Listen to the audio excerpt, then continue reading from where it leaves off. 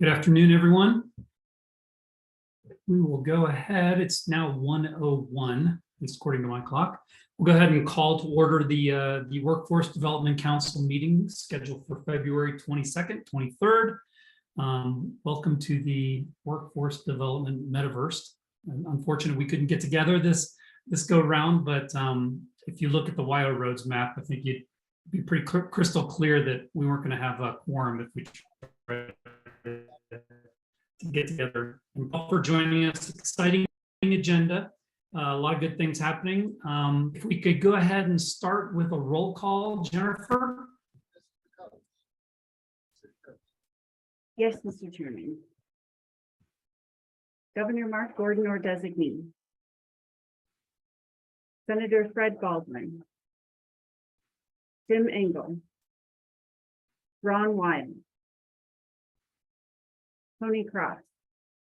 Here. Dick Smith. Vice Chair Eric Trowbridge. Larry Fodor. Here. Michael Kircher.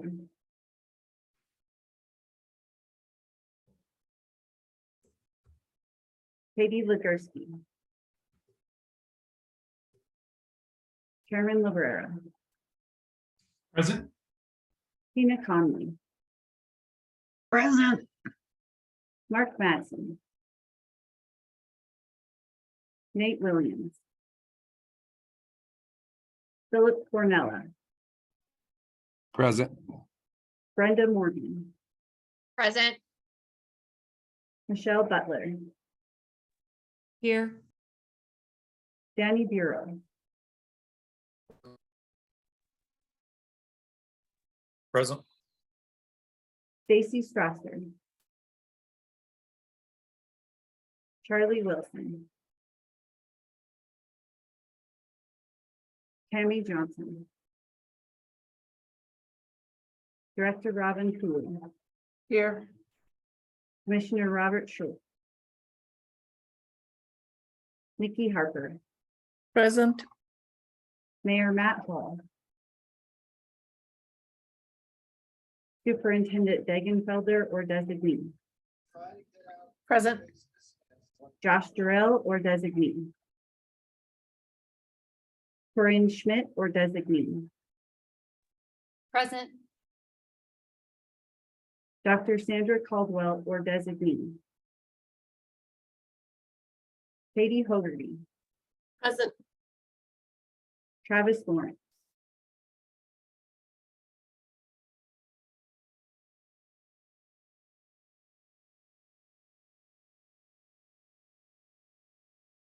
Mr. Chairman, you do not have a quorum.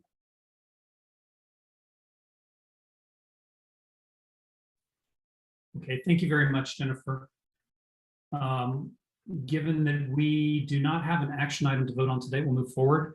Tomorrow we will, and so we'll work to make sure that we have quorum tomorrow for our budget conversation. I have just shared in the chat folder. We're about to. There we go. That's a link to the meeting materials for this quarterly meeting. So if you've not had a chance to connect into those, I also believe Jennifer has emailed around the meeting minutes from our November meeting in Casper. But I would like to go ahead and approve those November meeting minutes. So would welcome a motion to do so, or welcome any comments or edits that may be required. Mr. Chairman, this is Brenda Morgan. I make a motion to approve the minutes. Thank you very much, Brenda. Do we have a second?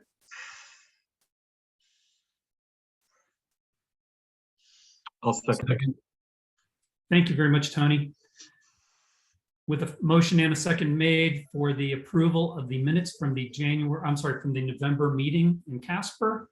All those in favor signify with aye.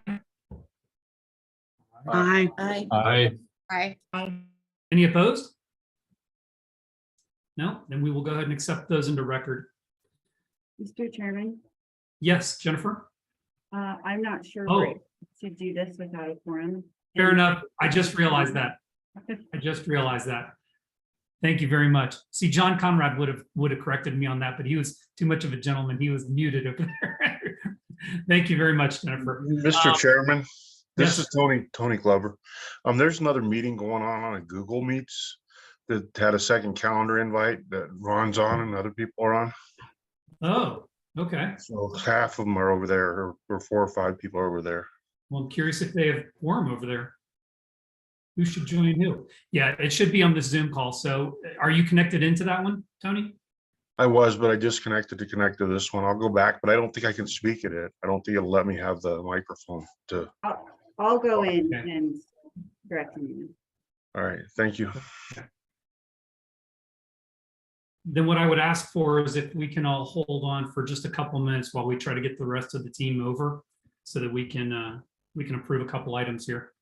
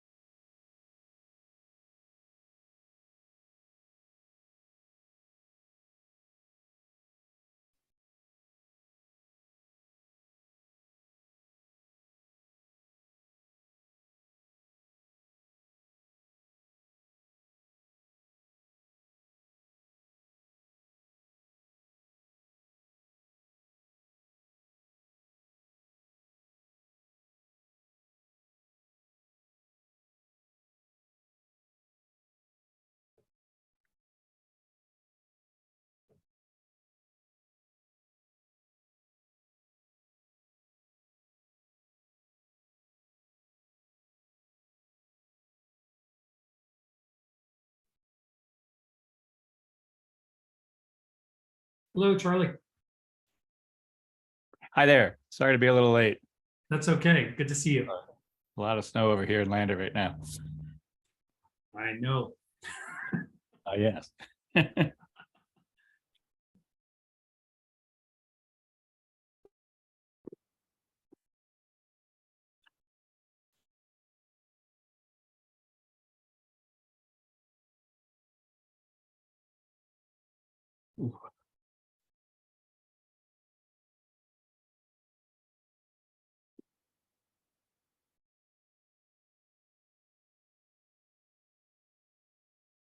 When Jennifer rejoins us, we'll just do a roll call for anybody who may have been absent from the original one and see if we've reached quorum.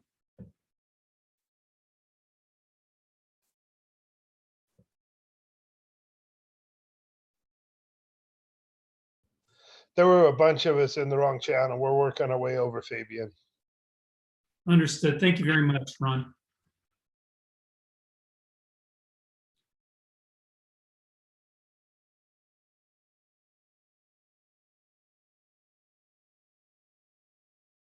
Google seems to want to keep you in their environment. So when an update was sent around with an appointment, it automatically attaches a Google Meet link to it. My guess is that's what's happened, but we will definitely be on this Zoom call.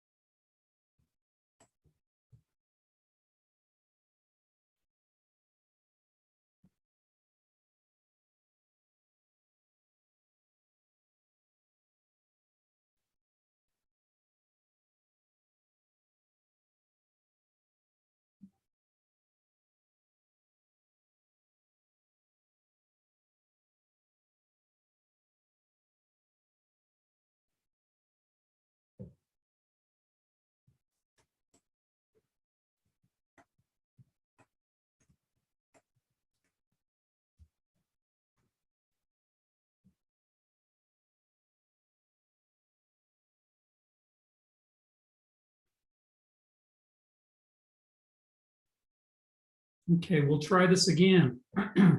We were so good at this during COVID. Once we got back in person, we lost all those skills. Anyway, Jennifer, are you available? Are you there?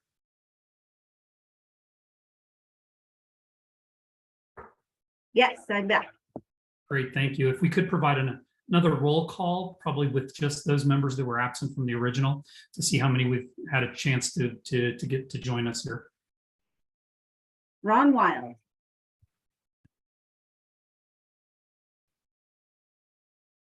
Ron's muted. Present. Michael Kircher. Present. Mark Madsen.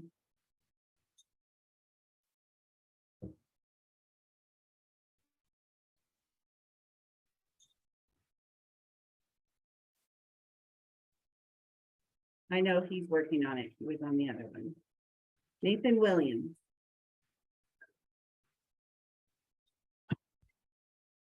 Stacy Strasser. Present. Tammy Johnson. Commissioner Short. Mayor Matt Hall. Dr. Sandra Caldwell or designee, Present. and Travis Lawrence. Here.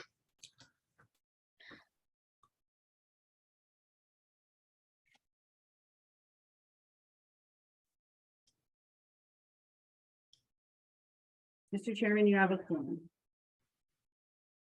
Excellent. Thank you very much, Jennifer.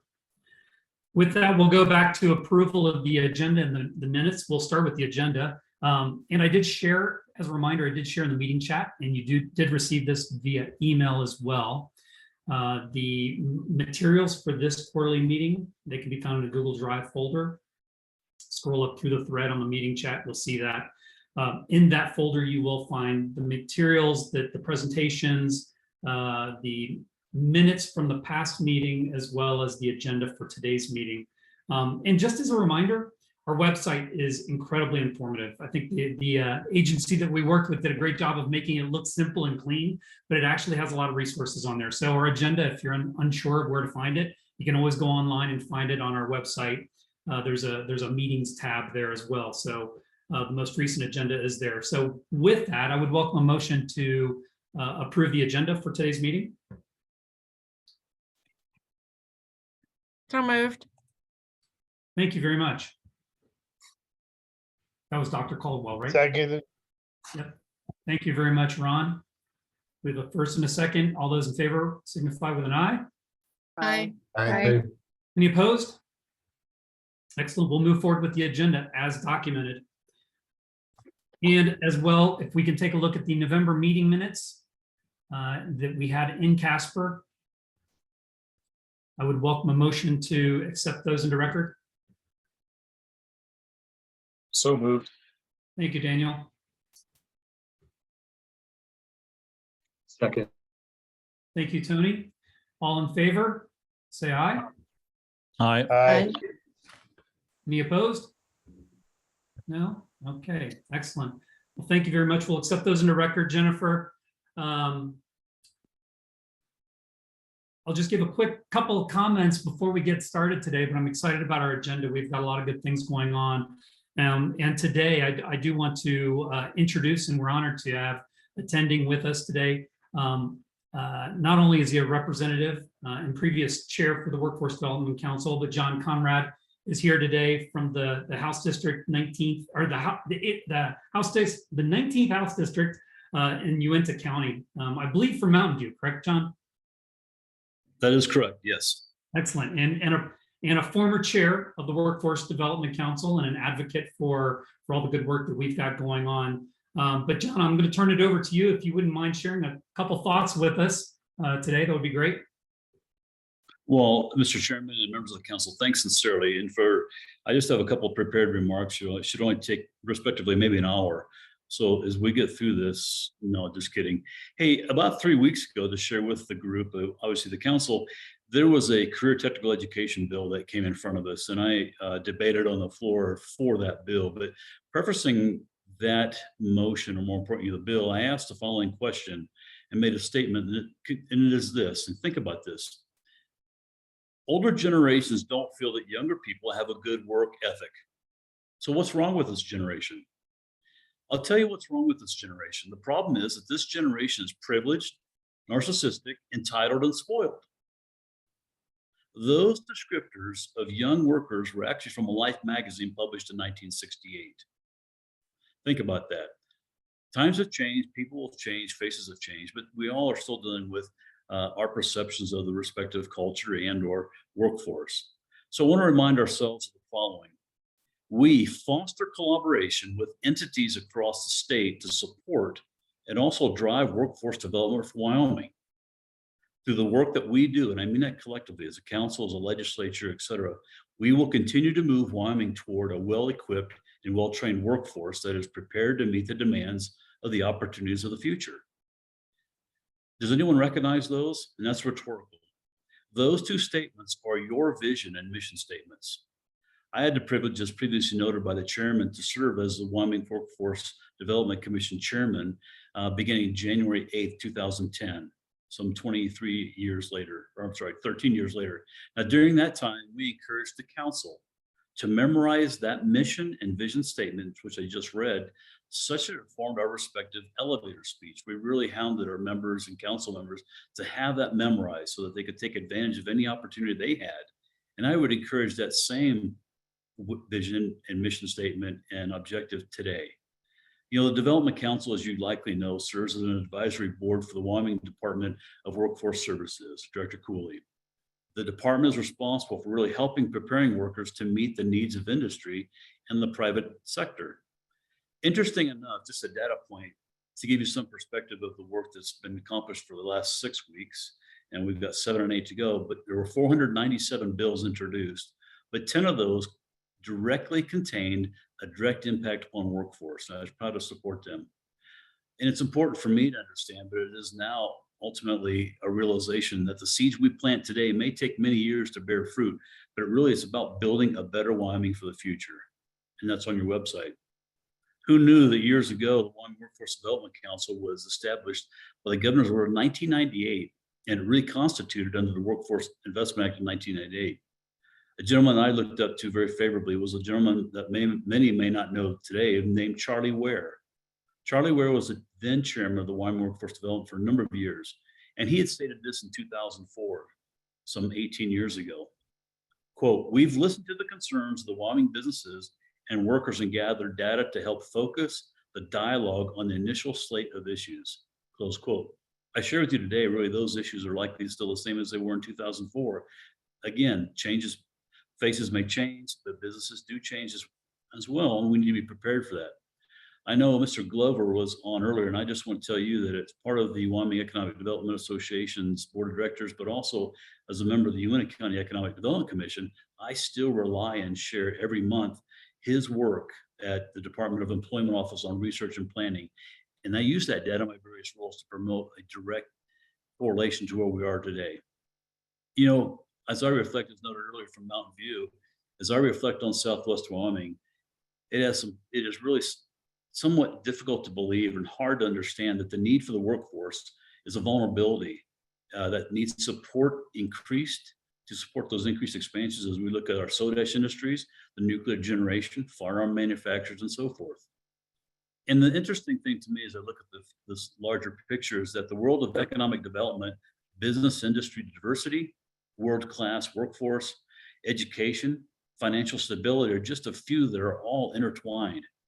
While the faces, as I mentioned, the industry continue to change, each of you bring unique experience, expertise to this group and this council from fields including business, industry, organized labor, state legislature, education, social service agencies, and also others that have a high stake in the employment and training issues. And I want to leave you with this final remark. As Abraham Lincoln observed many years ago, quote, "Leave nothing for tomorrow, which can be done today," close quote. Please keep these words in mind and also your mission and your vision statements as you undertake later today your strategic planning session this afternoon. And in sincerity and graciousness, thank you for all the work you do. It may not be immediately rewarding, but I'm grateful for the opportunity to have served and continue to promote the vision and mission that we had years ago, which still are applicable today. Again, thank you for your sincerity and your work that all you do. Thank you very much, Representative Conrad. We appreciate you carving some time out of your day to come share that with us, because those are Those are great words. And I just posted again in the chat that that vision that Representative Conrad was reading from. You know, we just recently codified this. We've honed it down. It's similar to the visions of the past that we've had for the Development Council. But it is something that bears reminding when we come into these meetings that we are doing this with a vision in mind. So thank you very much, Representative Conrad. Great. Thank you all. Have a great day. Thank you very much. I'm going to bring it back down to ground level just for a moment, just as we get ready for our meetings. One of the things that I do want to cover, because it's been a while since we virtually, is just a little bit of Zoom etiquette. So Kari, Jennifer, feel free to jump in here if I'm missing something, but certainly we want to make sure everybody gets an opportunity to provide their feedback, to ask the questions that are meaningful to helping us move our mission forward. But if we can remove any distractions from people while they are speaking, that would be helpful. So one of those things would be muting yourself if you are not speaking. I forget frequently. You'll have to remind me 5 times over the next couple of days, but feel free to keep checking in on your mute button to make sure you're muted when you're not presenting or speaking. There's a couple hotkeys if you're unfamiliar with them. I think it's Alt-A on a PC will mute you or unmute you. And then on a Mac, I think that's Command-Shift-A. Those will help. Also, there is a raise hand button. And I'm going to remind myself where that is. Maybe somebody wants to remind me where it is. We do have a raise hand button. If you do have a question and you do want to ask a question of one of our speakers or of the council in its entirety, please use the raise hand button. We'll do the best we can to make sure we're monitoring that. Ron Wild, thank you very much. That's exactly where it is. If we do overlook you, feel free to throw something in the chat or find a convenient place to jump in and interject. I understand that we'll be utilizing Zoom's breakout functionality. So this is not just your everyday Zoom meeting. This is one that does have the capability to break us out into various private sessions. And so we'll be using that tomorrow. Probably a little more than I think we'll be using it today, but although with the strategic planning, we may be using it today too. I'm not entirely sure of that. Typically I update you in terms of like restrooms and snacks and coffee. I'm assuming you're well acquainted with the layout of your meeting room. If I've stocked your kitchen pantry with all your favorite things, so feel free to take advantage of those. You'll see we've built a couple breaks into the schedule. Feel free to catch up on voice and email then. And then hopefully you'll remain focused while we've got the meeting going on. We've got a bunch of things on the agenda. So we've got program updates, which I'm excited to hear about, strategic planning session, which I'm uber excited to be a part of. Very, very excited to talk to and listen to Josh Durrell fill us in tomorrow morning on, I think what they call it Project Jupiter, which is the getting a footprint here in Wyoming for plenty, which is a kind of a futuristic model for agriculture. That's where tech and agriculture intersect. And so this has been ongoing in the background for a few years. It's an exciting project. Josh, we're gonna hear directly from Josh, who's been frontline with it, but so has Director Cooley. So Workforce has played a huge component of this. And so that's gonna be exciting to listen to. We've got the Safety and Workforce Summit. And then one of my favorite topics is the Workforce Development Training Fund. We'll get an update tomorrow on that as well. So definitely more fun than you should be permitted to have from your own home. This is all good. So there were a couple items here recently. I do want to fill the council in on a couple funding initiatives that were brought to the council. One is for Northern Illinois University to conduct evaluations for Wyoming. So as and that was for $45,000. So this is an item that did go through strategic performance and finance. It definitely was something that we wanted to make sure we had in place as our state plan went to the U.S. Department of Labor. That was all due February 1st. So we had to act fairly quickly on that to show that we were not only in compliance, but interested in all the best practices in being in compliance. So the council approved that funding. And then there was a $4,000 request from FBLA for a keynote, kind of a sponsorship type initiative with FBLA at the state level. So Workforce Development Council is now a part of that. Very exciting initiative. And I can't remember, Kari or Jennifer, do we have anybody on the agenda who's going to speak to that a little bit, or that's it? Okay. Kari, did you have anything you wanted to throw in on that? Mr. Chairman, I'll just throw in that the FBLA sponsorship came in as a workforce support system grant, which that process was approved by the council in November, and they were the first ones to make it all the way through that process. So I'm happy to see immediately somebody take advantage of that grant application process and have us be successful in getting that through. We did decide to ask the executive council to act on that because that leadership conference is coming up at the beginning of March. And so we felt they might want to know if they have a sponsor for their keynote more than, 2.5 weeks before that event. But in addition to just sponsoring the keynote, the event is taking place at the University of Wyoming. So staff from the Laramie Workforce Center will be there and actually will present like a resume writing workshop. So it's looking like it's a great partnership. Great. Thank you very much, Kari. I appreciate that. And then lastly, and this will be my segue into Director Cooley's update. Yesterday, the Wyoming Business Council and Department of Workforce Services held a breakout session, a session at work. What are we calling it, Director Cooley? Joint work session or Joint work session. Thank you very much. Yeah. Yeah, so that's your segue. If you can give us a little bit of an update on that exciting initiative, and we'll take it from there. All right. Thanks so much, Mr. Chairman. Thank you. Good afternoon. Thank you everyone for being here, and thank you for everyone that was able to join us yesterday at this joint work session. It really was wonderful. We had hoped we'd be able to be in the same room and put faces with names and really get to interact with the Wyoming Business Council itself. But unfortunately, of course, for the same reason we're here, we weren't able to, but it was still a very good meeting. I wanted to really give a shout out to Kari and Jennifer.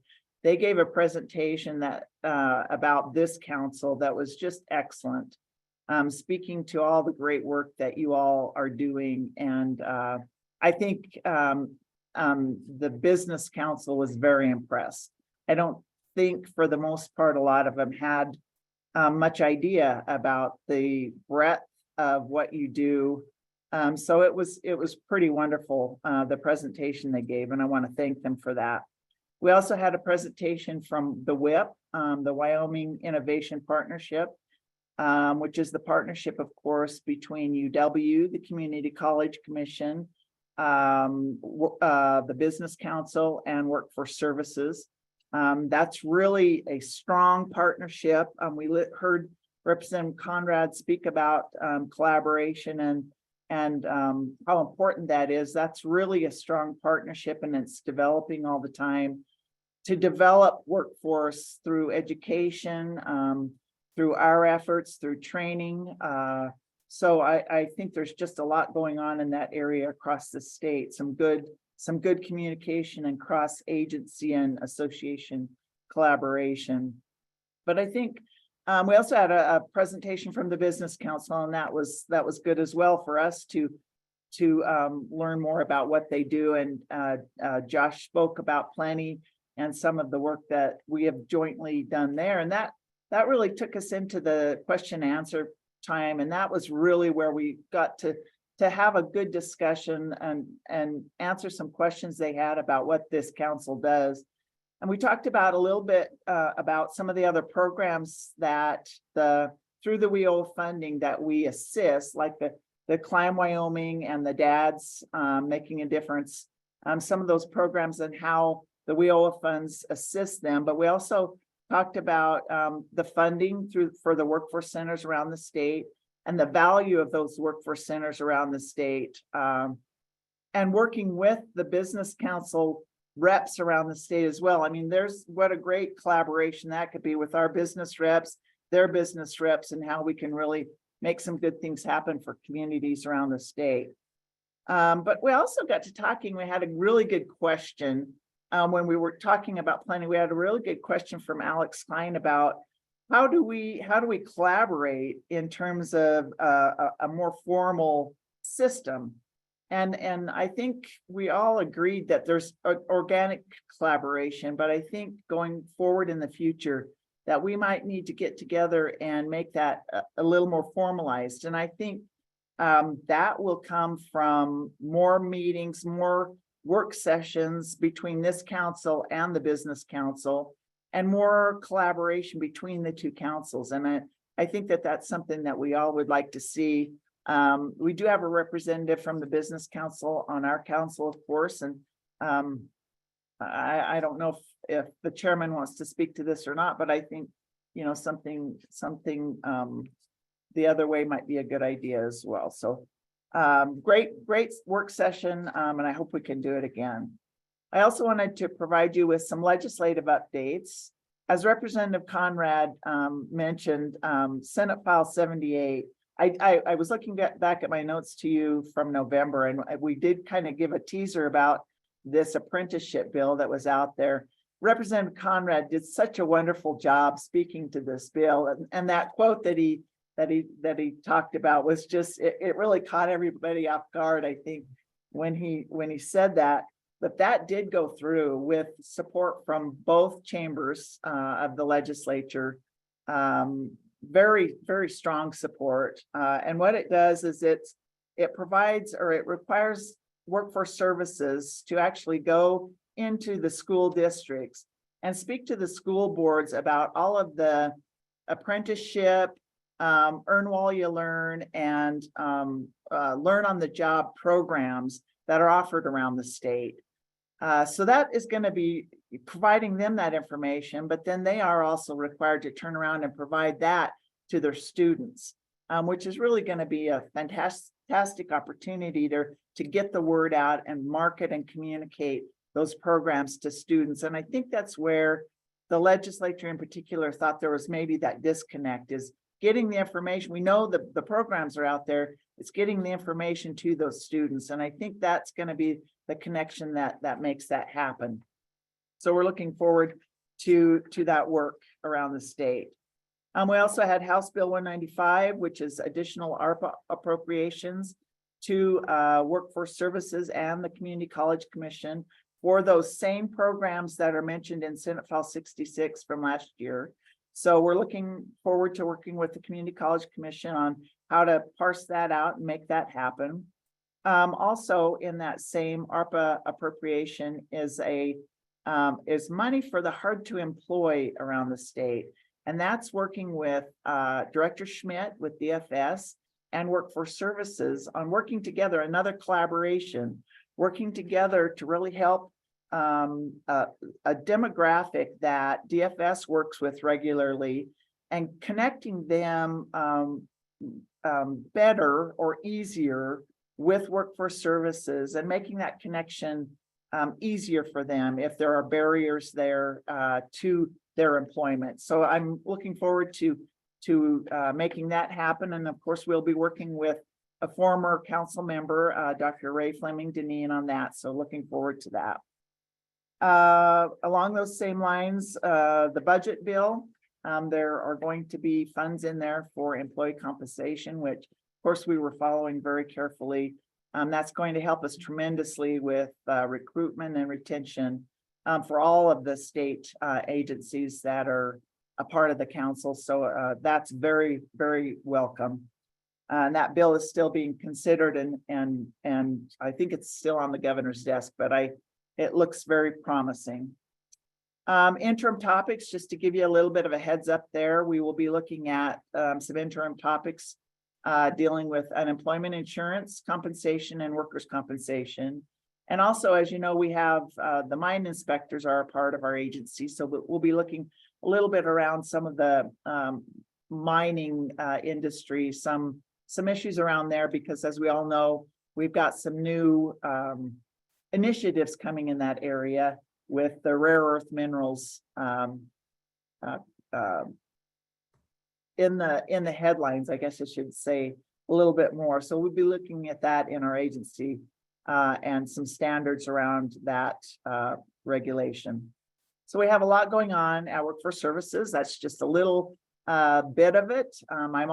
We're always all here ready to answer any questions you might have. So please reach out to us at any time. We're happy to answer questions about anything that we do, whether it's directly related to the council or not. We're happy to do that. So with that, I'm happy to answer questions or send it back to you, Mr. Chairman.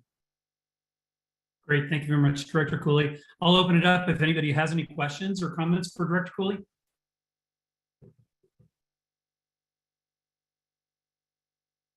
No, okay, well, thank you very much, Director Cooley. And to clarify, I did ask the question yesterday. I didn't press it hard, but I did subtly ask Ron Goldberg whether, what the opportunities there were for us to on our council or in some other form, but because I do think to kind of echo what you've said, that kind of cross-pollination between the two organizations could be very useful. They do have 6 regional directors who are out speaking and meeting with business leaders and people around the state. And so if they understand what we are about, what programs we have available, what our mission is, I think that can only be a good thing. So we'll continue to look for avenues where we can provide the business council with that messaging. So thank you. Very good. Well, we're going to move to Holly to provide us a workforce programs update. Holly, are you on? I thought I heard you earlier. I am. Thank you, Mr. Chairman. Can you hear me okay? Yeah, we can see you. You're in the woods. Wonderful. I am. This is a picture from snowshoeing the other day. So Oh, beautiful. Beautiful. It sounds like you'll have more opportunity for that in the next few weeks. So yeah, I think so. Good snow out there. Very I good. just have, Go ahead. I'm sorry. Thank you. no, thank you, Mr. Chairman. I have about 3 updates for workforce programs. Wanted to let you know first about a meeting we had just this morning with the Wyoming Business Council and the Harvard Growth Lab today.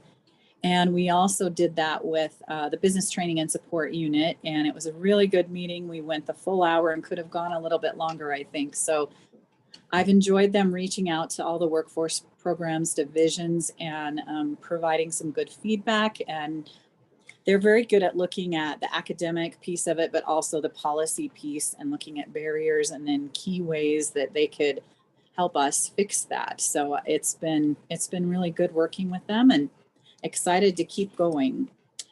The second thing is I just wanted to give you some updates on some ARPA proposals. We have 3 total, 1 that's been approved and 2 in the hopper still. So the first one is our pre-apprenticeship ARPA proposal. That's going to expand what we're already doing with apprenticeships. And it's a real focus on youth and pre-apprenticeships, looking at that career pathway and that pipeline for skilled workers for businesses also. We're focusing on students and helping them get those prerequisite skills for those registered apprenticeships. We're also going to have a modernized hub, which is going to be a website that's going to be full of information for employers and for students and anyone really looking for apprenticeship opportunities. And that will help with, as Director Cooley mentioned, SF 78, that pre-apprenticeship and on-the-job training. This hub is going to help us get that information out to schools and anyone who's really interested in apprenticeship. And it also has a marketing campaign. So we're going to be partnering with our schools and employers and also our workers' comp division to focus on that student learner piece. We don't have a lot of employers utilizing that. We just want to make sure they know that that's available to them. And we're hoping to really support our businesses and get that pipeline of workers through those registered apprenticeships as well. We have 2 other ARPA proposals. One is focused on healthcare that's still in the hopper. That goal is to increase healthcare workforce, and it will cover tuition fees, books, et cetera, for Wyoming citizens who are going to be looking at a 2-year degree or finishing a degree or certification in healthcare within the next 2 years. And then we have a childcare ARPA proposal, again, focused on Wyoming citizens who are members of the childcare workforce. And that will benefit those businesses who know that their employees are struggling with quality childcare. We're going to provide scholarships for those early childhood degree courses, and then childcare stipends while they're attending school, and then also a graduation bonus if they're still employed within 6 months post-graduation. So hoping to hear on those soon. And then lastly, just wanted to give you a quick update on our management information system. As you know, we are with Geographic Solutions for our management information system, which we call MIS. And that's our Wyoming at Work that supports our businesses and job seekers. And then it also has a case management component piece to it for our workforce specialists, and then a reporting feature and performance evaluation piece as well. So we did a request for proposal, sent that out, got some great responses, and went through the scoring and selection process. And we have chosen Career Edge, and that is a new company from GSL. And so we're really looking forward to that. And sorry, my dogs are running around upstairs if you can hear that.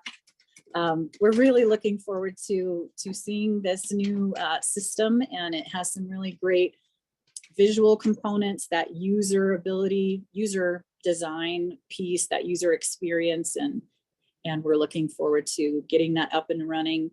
Hopefully by January 1st is our goal. So that's all the updates I have right now, and I'd be happy to answer any questions. Thank you. Thank you, Holly. Excellent. Any questions for Holly? Mr. Chairman, this is Larry Fodor. Just as we're talking about workforce services, preparing this plan to get into schools and coordinating with industry and things like that, we'd be happy to be a part of that. It sounds like something we've already produced or are producing now.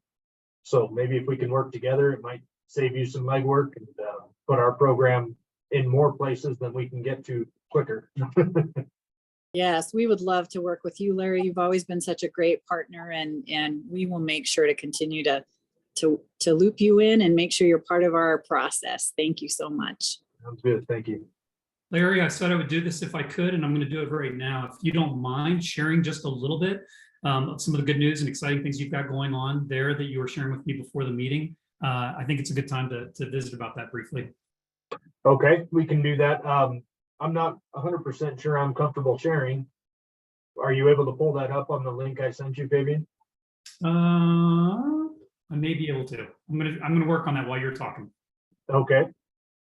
We've just been working using the grant money that we were afforded from the council, building that marketing campaign. So with that, we've got a few different pieces of media. We've got a card that we can hand out to students. What Mr. Chairman's pulling up now is the basic model. This is the rough draft that we're making adjustments to now. But as we scroll through, it's got all the different information. It's a letter to the administrators in the school, kind of explaining why this is becoming critical in our workforce. Obviously, this is a rough draft. The table of contents explains the challenge, the statistics, some solutions of what we've developed and programs we have for these younger students, identifying an industry champion to head this up in each community, identifying the education champions. And the nice part about that is the Laramie County School District #1 education champions are willing to take this program with us to other districts around the state and talk peer-to-peer with the other administrators. And then finally, how to prepare for a meeting with the education leaders. So. Great. Thank you, Larry. Great Yep. stuff. Continuing with the questions for Holly. Any other questions for Holly regarding programs update? Mr. Chairman. Please, Director Cooley. Thanks, Larry. That's awesome. That's pretty incredible, the work you've done there. I just want to say that. I've been looking for that Harvard Growth Lab report, Mr. Chairman, and I'll drop that into the chat box when I find that Holly mentioned. That is full of some really valuable, excellent information. They're continuing to add information to the report. The one that I'll drop in there has, it's a draft, but it's still got some really great information on workforce around the state that I think you'll find interesting. Great, thank you very much. And let the minutes show that I believe that was Kari that was able to pull that up faster than I was on the screen. No, Jennifer? It's one or the other. All right, well, thank you. Excellent. Holly, thank you very much for the update. Thank you, Mr. Chairman. I greatly appreciate it. You all know how to get a hold of me if I can do anything for you. Thank you. Thank you. Christina, Title I. Hi, Mr. Chairman and committee members. Thank you for allowing me to present today. I had this big presentation planned with guest speakers from around the state, our staff, that we're actually going to share a little bit of the great things we're doing from their perspective. But since the snow has fallen, I have pivoted and we are going to talk about something else and leave that interactive presentation for the next meeting in Rock Springs. So what I really wanted to chat about today is something that I believe is important to the council as much as it is to me, and that is training.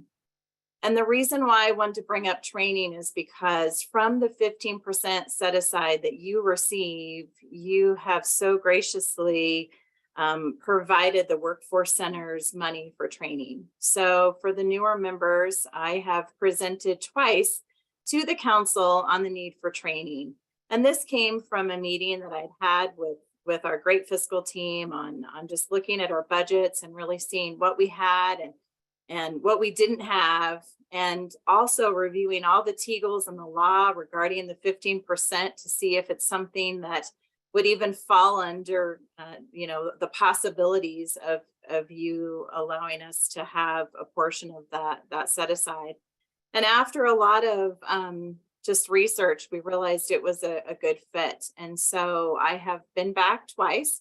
And now I just want to talk about the importance of this money. So when you're looking over the budgets with our fiscal team and you're wondering where your money is going and is it being put to good use, you can know for sure that the training set aside funds are in fact being used in a great way. So when we first got the money, it took us a while to start spending it. And I know there was questions like, what's going on? How come they're not spending that money? And it was really because we wanted to be good stewards of the money you provided us. And we wanted to ensure that we had a training plan for that money. And we weren't just throwing spaghetti on the wall, right? So we really have created career pathways for our positions within the workforce centers. So if you come in and you start as an office support specialist, there's now a career pathway where we know these are the trainings that you should receive. This is not complete. It's in progress, but that's where we're headed.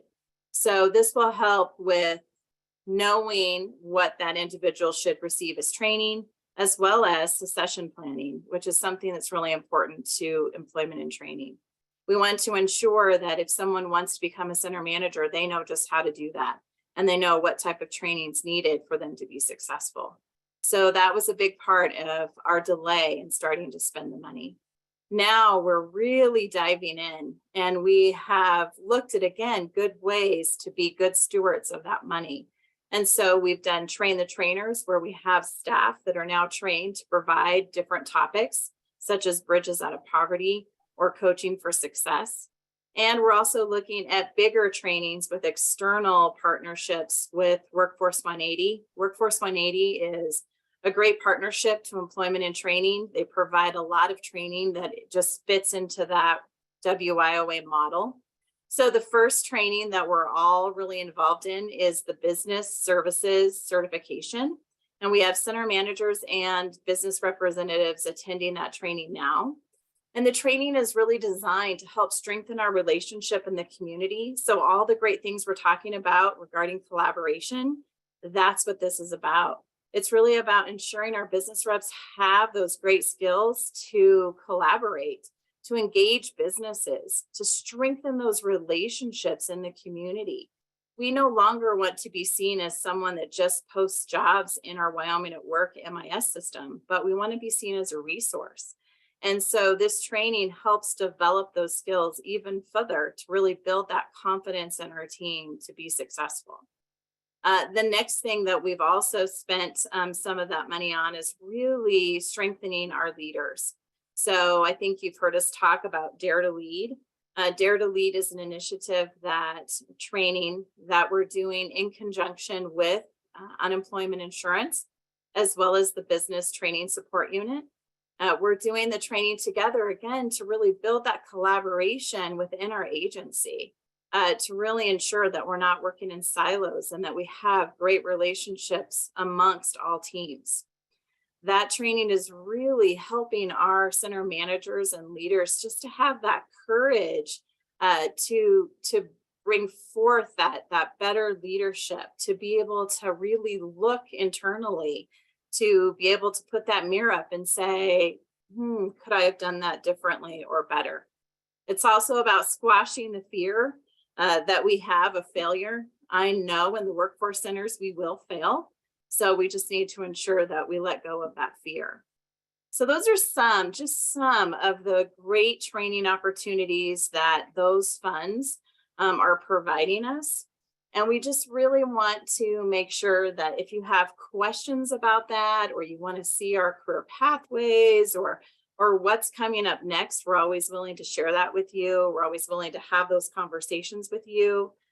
Because to me, this is really what's helping get Wyoming on the map, really helping strengthen the workforce centers, not just the services we provide. I think sometimes we focus on the services, but it's really about those relationships, and it's about our staff. It's about building that staff morale so that staff understand that we're invested in them and that they're important to us. And so today I just wanted to keep it really short, as I knew there was a full agenda. If there's any questions about those funds, please let us know. We look forward to continuing the collaboration and asking again for more money when it's needed. And just wanted to say thank you for investing in us. Thank you very much, Christina. And thank you for those efforts. They're amazing. I'm opening it up to the team here if there's any questions or comments for Christina.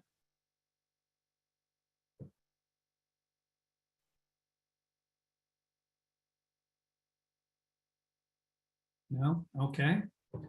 Very good. Very thorough, Christina. Thank you. We will move over to Mary, Jeff, and Gilbert to give us an update on the Southeastern Regional Workforce Center team. I say this, I know I say this every meeting, but it's just a reminder, visit your local and or your closest available one-stop center.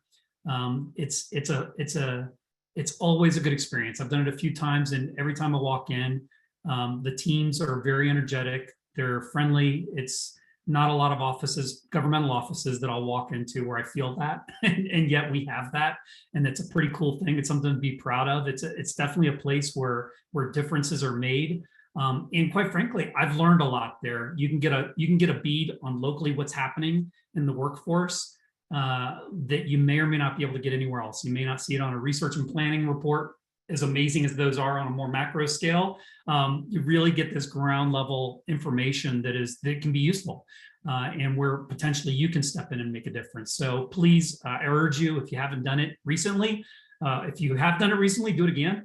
Maybe visit another one, but they're great places to visit. So with that, I'll go ahead and introduce Jeff Schultz, Mary Orr, and Gilbert Cervantes to provide us an update on the Southeast Workforce Center team.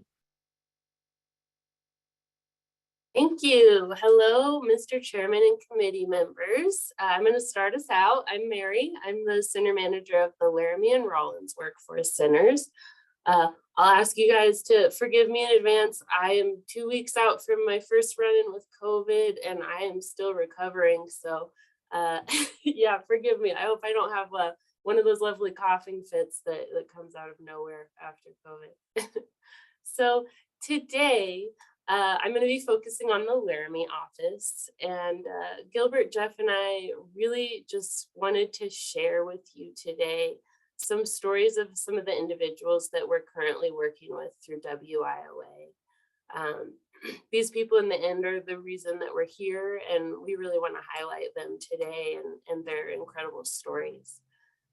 So we have the privilege of walking beside the participants that we serve. These individuals often face barriers that are really hard to overcome, but the people we're going to talk about today, like most of the participants that we serve, have resilience and drive, and they've worked incredibly hard to get where they are today. Through WIOA, we're able to provide the support services, training, and coaching to empower people that we serve to reach their goals. And it's truly an honor to serve the people of Wyoming through WIOA. Today, I'm going to tell you a little bit about two sisters who we've been helping in the Laramie office through the WIOA program. It all started out with Haley.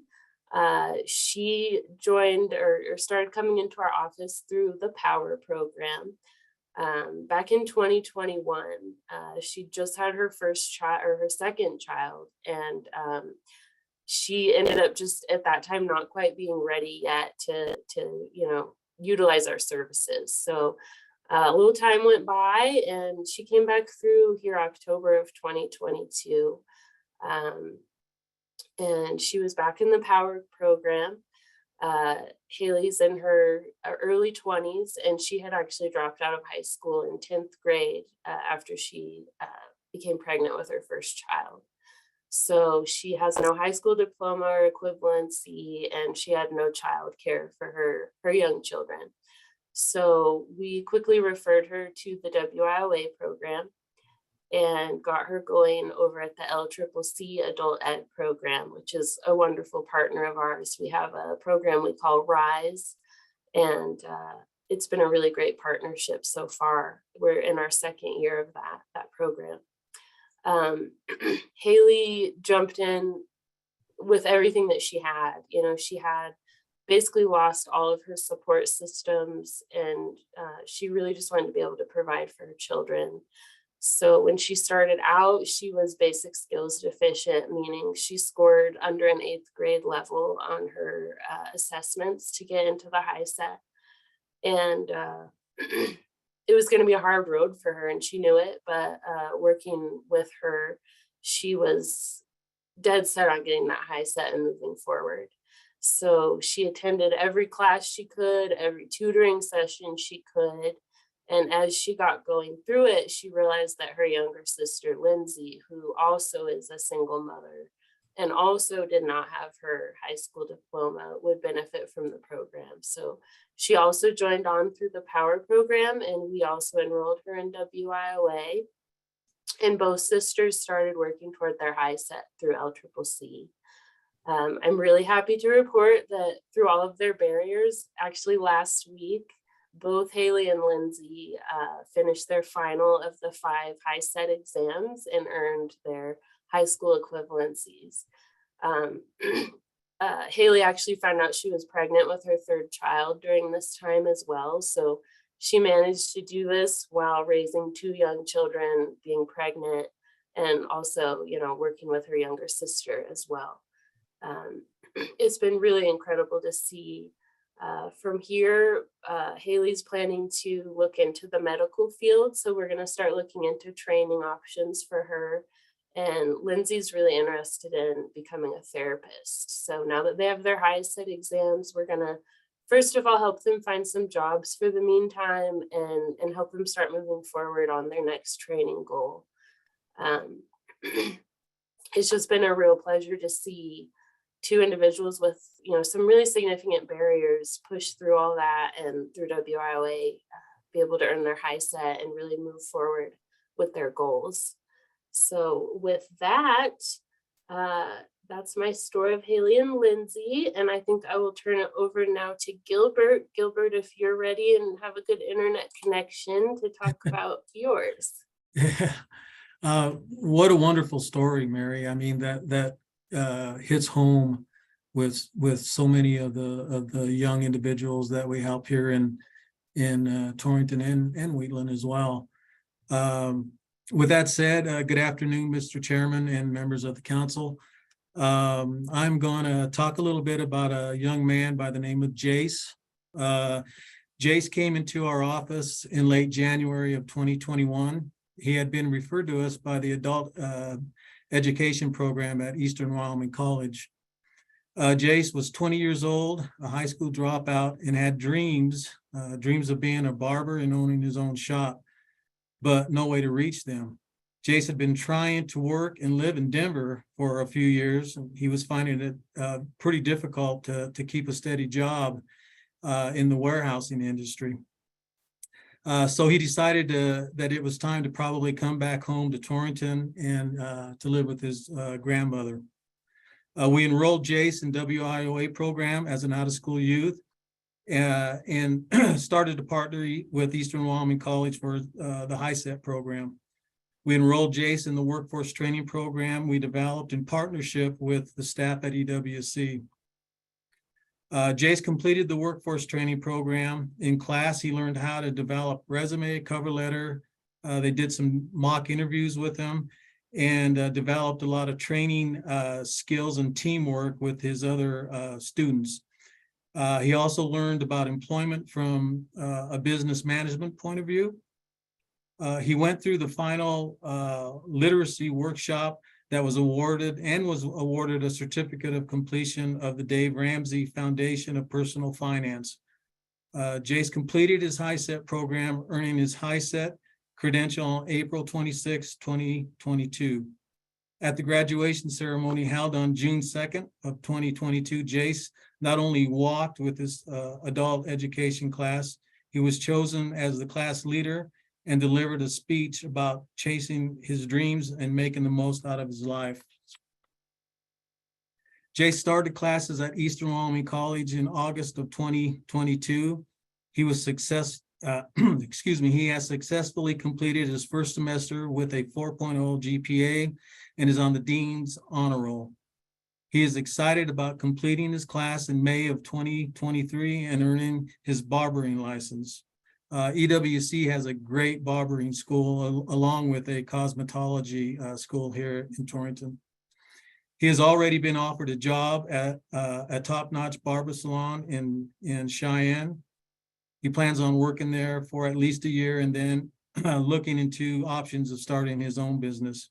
He's determined to have his own shop one day to provide a cutting edge, which in regards to his own designs that he's going to be able to implement to his customers. With the help and support of WIA programs and workforce services, case manager, and Eastern Wyoming College, in less than 2 years, Jace will have gone from being on the streets to having his HiSET, a barber's license, and being employed and doing his own thing in regards to cutting hair, and hopefully one day owning his own shop. This young man, I remember when he first came in, it was like, wow, man, we're going to have a lot of work to do with this guy. And I'm telling you something, he was so determined that he wanted to change his life, and he did just that. I mean, it's been such a privilege to see this young man blossom into a productive citizen, and I just really look forward to seeing what he's going to be able to do moving forward. A great success story here.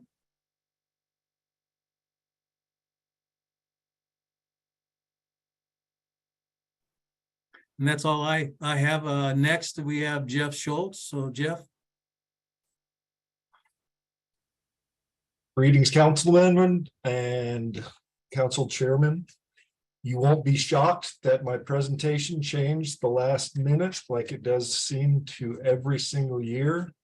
We had planned on having one of our participants come in and talk to you so she could kind of walk through her process and how she got it. But unfortunately, we have a winter storm and we've got some pregnancy complications, so she wasn't able to come in. But I do have an email that she sent us that she would like us to read to you all. So let me find it. So she begins, "Hi, Lindsay. Again, sorry for the late reply. I was in Denver to see the specialist. I would like to do a phone call, but I'm not sure if I'll be available at that time because tomorrow I'm having another ultrasound appointment. I feel so bad for not being able to attend because I really wanted to brag about all the help I received from the Workforce Center and especially from you. You have always been a support system to me throughout the program. but can you please pass this on for me? Dear Workforce Center family, I would like to begin by thanking every single one of you for your help and assistance I received during the nursing program. You have all helped me above and beyond. Through the WIOA assistance, I was able to focus on the program while not worrying about my bills and how to put food on the table for my children. As a single parent and an individual that was born in a country where education is not possible for everyone, I honestly did not think I would be able to become a nurse. But I still wanted to give it a try, so I told my children that one day I tried. This, after giving birth to my children, has been the best accomplishment I was able to accomplish in my life. Now I can say that I have a career and not just a job. Becoming a nurse and being able to help others is more than great. Honestly, I must say that I did face times during the program that I wanted to give up because of the stress, language, and failing some exams. But Lindsay always encouraged me and let me know that the Workforce Center family is always there for me. Yes, I call you all family because you have done a lot for me and because I have adopted you as my family without permission. So welcome. Since I graduated from the program, I can now say with extreme confidence and proudness that I am a nurse. This past December, I also graduated with my bachelor's in science. Reese the nurse sounds just great, doesn't it? Thank you, thank you, thank you all for your assistance. I will never forget you all because you made it possible for me. P.S. My favorite part, I've been telling every single person about the program that also wants to become a nurse. So stay tuned because they're all planning on applying as soon as they get accepted into the program. Signed, Reese. So I think, Chairman, that pretty much sums up why we do our jobs. It's for times like that. Amen, Jeff. Thank you very much. That's fantastic. That's fantastic. And if Reese wants to move to Fremont County, we'd welcome her with open arms. We need some nurses. I'll open it up to anybody that has any comments or anything to share with Gilbert and with Mary and Jeff. Mr. Chairman, Yes. just want to call everybody's attention to the chat, just because Christina West just mentioned that both of those first two success stories talk about the collaboration that takes place with the adult education team, Diane McQueen especially, and the directors being great partners. And then Dr. Caldwell just replied about that from the colleges and the adult ed perspective, DWS and the council have been fantastic to partner with. So just want to make sure everybody saw that. No, that's great. Thank you very much. We've requested as a council, and I think the team at Department of Workforce Services and specifically the workforce centers has been amazing in helping us capture some of these stories, these very human stories. You know, it's easy. Our roles can get filled with governance and policy and numbers, but as a council, you know, we've asked them to share these stories with us, and you know, it just adds an element to, I think, what we're doing that I think, you know, provides inspiration and motivation. We have to obviously remain at some level, and I don't even know what this level is.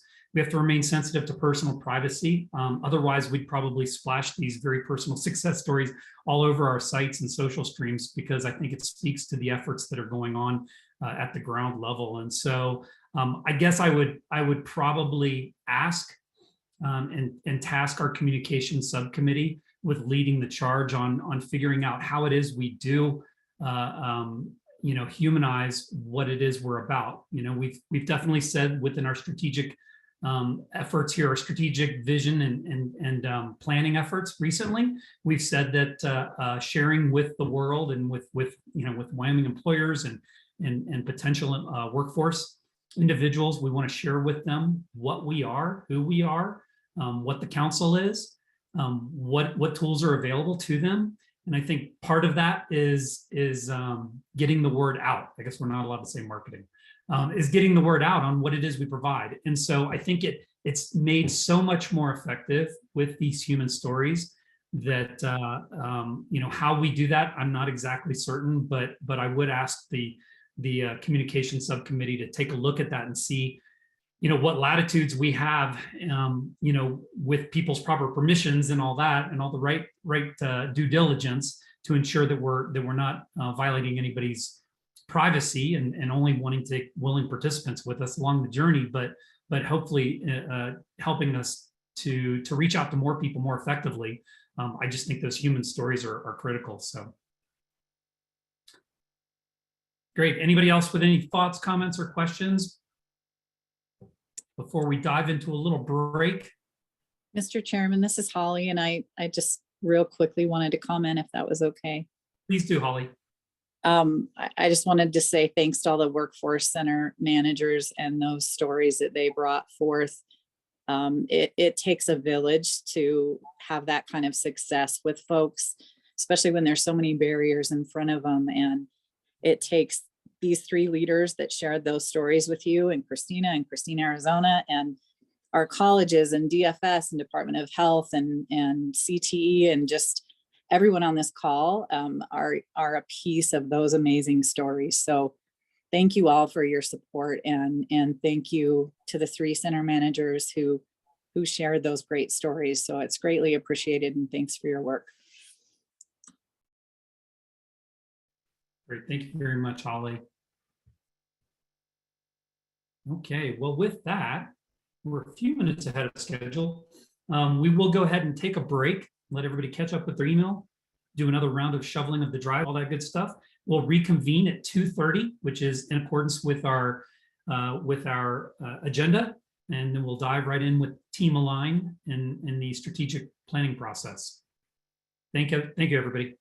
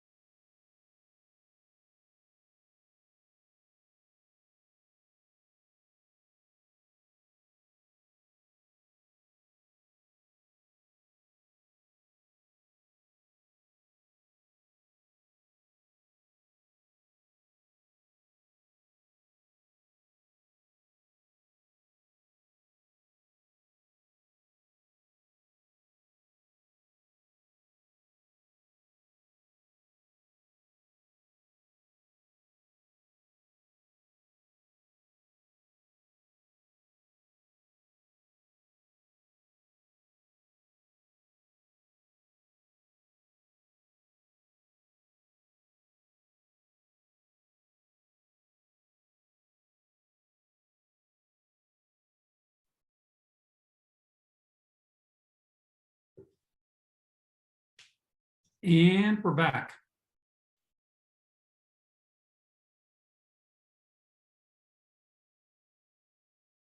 Hello, Tiffany. Hello, how are you? I'm doing well. So are you going to lead us in this next session? Yes, I'm happy to. Fantastic. Okay, so Jennifer, do you have my slides, or Kari, or should I share? It's whatever you prefer, Tiffany, if you want us to share, if you want to share. Okay, I'll have you share because then that was what I was planning on.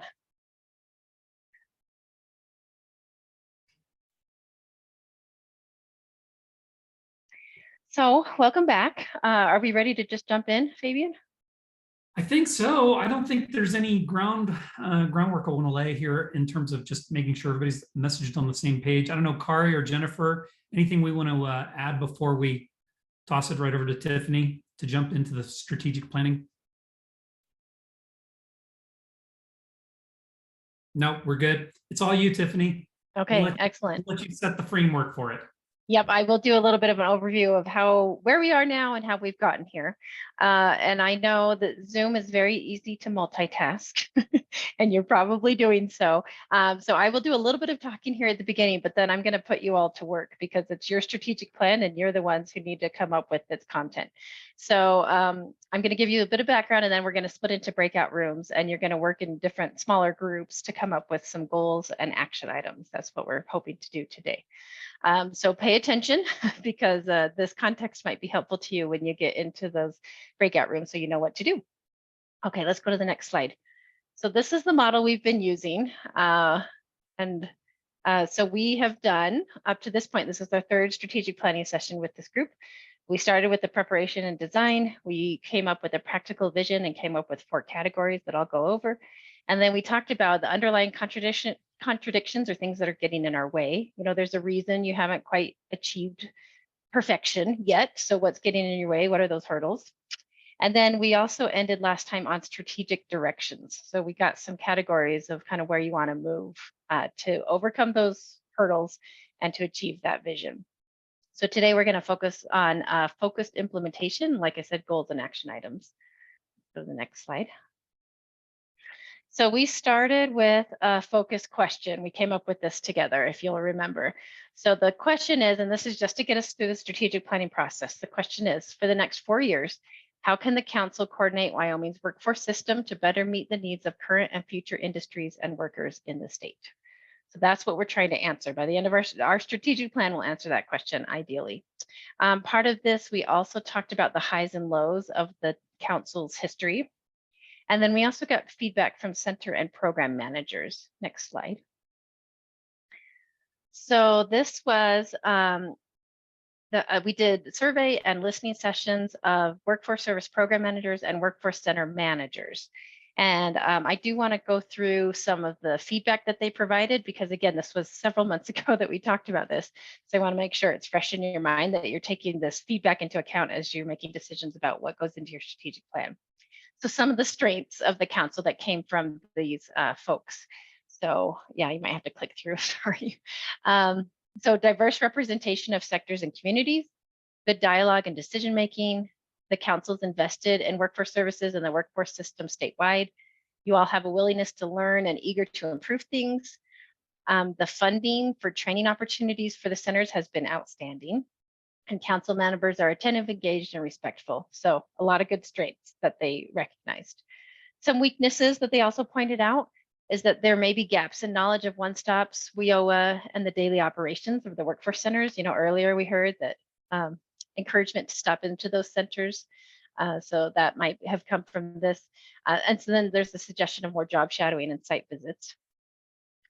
Council meetings involve many presentations without actionable steps or follow-through. Again, this is just some perspectives.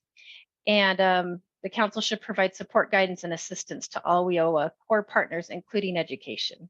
You know, not focusing on one particular core partner, but involving everybody, including education. All right, let's go to the next slide. So one question is, how can the council better help you in your work? This also came from the surveys and listening sessions. So they suggested there's more opportunities for staff to interact with council members and opportunities for meaningful conversations and networking that will help lead to actionable steps. Spend more time in workforce centers, better understanding of what we are and what we're doing, hear from people in the field like students and other stakeholders, and more marketing so people know what we do. So that was feedback there. Okay, we came up with a new vision, and Representative Conrad did a great job of presenting this earlier and kind of rallying around this. So the vision is, we envision a Wyoming where every employee and job seeker has an opportunity to secure purposeful and rewarding work, and where employers can access a prepared workforce to help grow the state's economy. And then the mission, next slide, is to take a lead role in supporting a workforce system that meets the current and future needs of Wyoming. Short and sweet, I think it kind of hits home. That's what you all exist for. Okay, next we did some big category practical vision. These are your priorities, kind of big categories. So you have the vision statement, and then this is what we call a practical vision, or something that you want to achieve in 3 years. So the first one is enhance brand perception and awareness, provide opportunities for training and credentials, expand outreach and collaboration, and develop sustainable career opportunities. These should look somewhat familiar to you at this point. Okay, next slide. These are the underlying contradictions. These are what we wrote down as far as kind of what might be getting in the way, or things we need to be aware of to mitigate, to accomplish those elements of our practical vision. So we decided it's poor image and public perception block our ability to have a paradigm shift.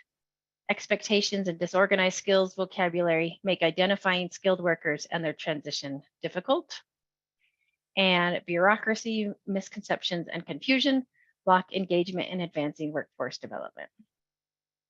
Okay, so those are the hurdles. And then we came up with strategic direction. So how are we going to get over our hurdles to accomplish our vision?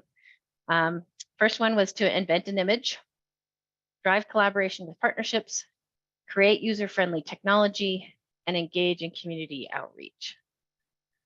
Any questions about these elements of the strategic plan so far? Questions or comments?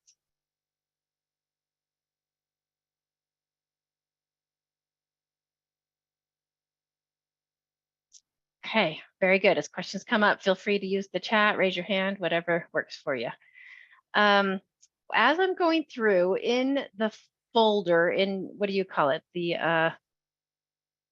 make sure I get this right. The meeting materials folder. This is all written in a report that I've kind of put together with all the session notes so far of everything we've accomplished so far. It's called the Wyoming Workforce Development Council Strategic Plan Report. And if you wanted to open that, we're actually going to refer to that when you go into your breakout rooms. But this has all the elements put together in one snapshot, so you can see it on maybe a second screen, or somehow open it up so that you can see that. You might want to refer to it. Okay, let's go to the next slide. So as I mentioned, we're really going to start on this focused implementation piece. Next slide. So the workshop question here is, this is what we will answer today and tomorrow. What will be our specific measurable accomplishments? That's what we're really looking to come up with. So how do you come up with specific and measurable accomplishments? You make SMART goals. So I know a lot of you are in business and education, and you probably know these like the back of your hand, but we're going to go through them just in case somebody doesn't. So SMART goals are specific, measurable, achievable, relevant, and time-bound. So one SMART goal has all these components. So specific meaning it's specific to what you're trying to achieve. Measurable means that it has some kind of measurement attached to it. I'm gonna take a drink just a moment.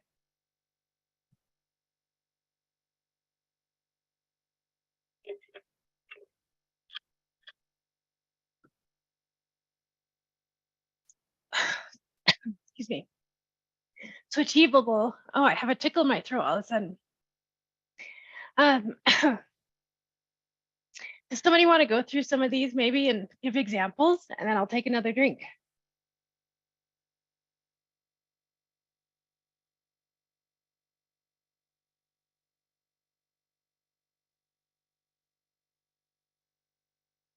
All right, so achievable means something that you can actually accomplish, I think.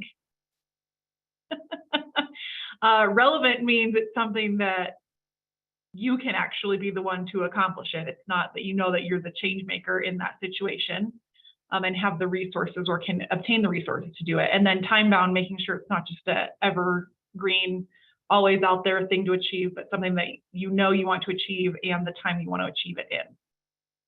And Thank Tiffany you. will correct me if there's anything else. No, that was perfect. Thank you. I guess I'm not used to talking. I'm all of a sudden was starting to talk and I get a tickle in my throat. No, that's exactly right. So a goal has all of these elements to it: specific, measurable, achievable, relevant, and time bound. That doesn't mean it has to be a long goal. It doesn't need to have a lot of words. It can be short and sweet, but it needs to have all of these elements. So what we're going to do next is, we'll go to the next slide. So in a moment, I'm going to ask you which group you want to work in. So you're going to raise your hand and tell me if you want to work in the invent an image, drive collaboration, create user-friendly technology, engage in community outreach. So each group is going to have a strategic direction, and your task is to write 4 SMART goals, 1 for each year, because this is a 4-year strategic plan. So it'll be a year 1 goal, a year 2 goal, a year 3 goal, and a year 4 goal. So the time bound is already kind of set for you. Like by the end of year 1, that's your time, right? And then you want to create a goal under each of these. So please, if you do have the report open, please turn to page 5 of that report, and it should be titled Strategic Directions. I'll give you just a minute to do that.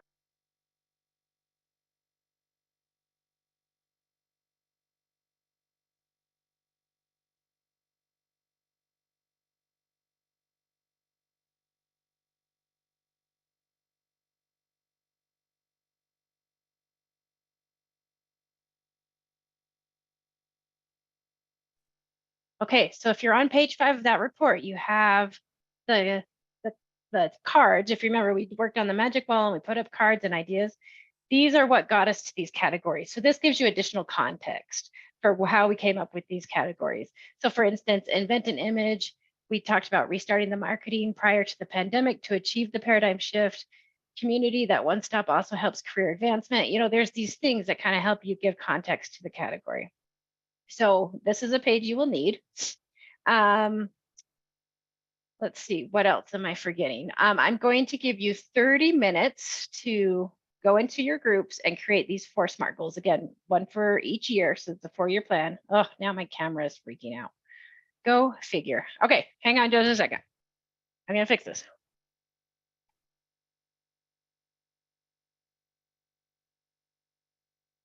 Okay, it'll come back on in just a minute.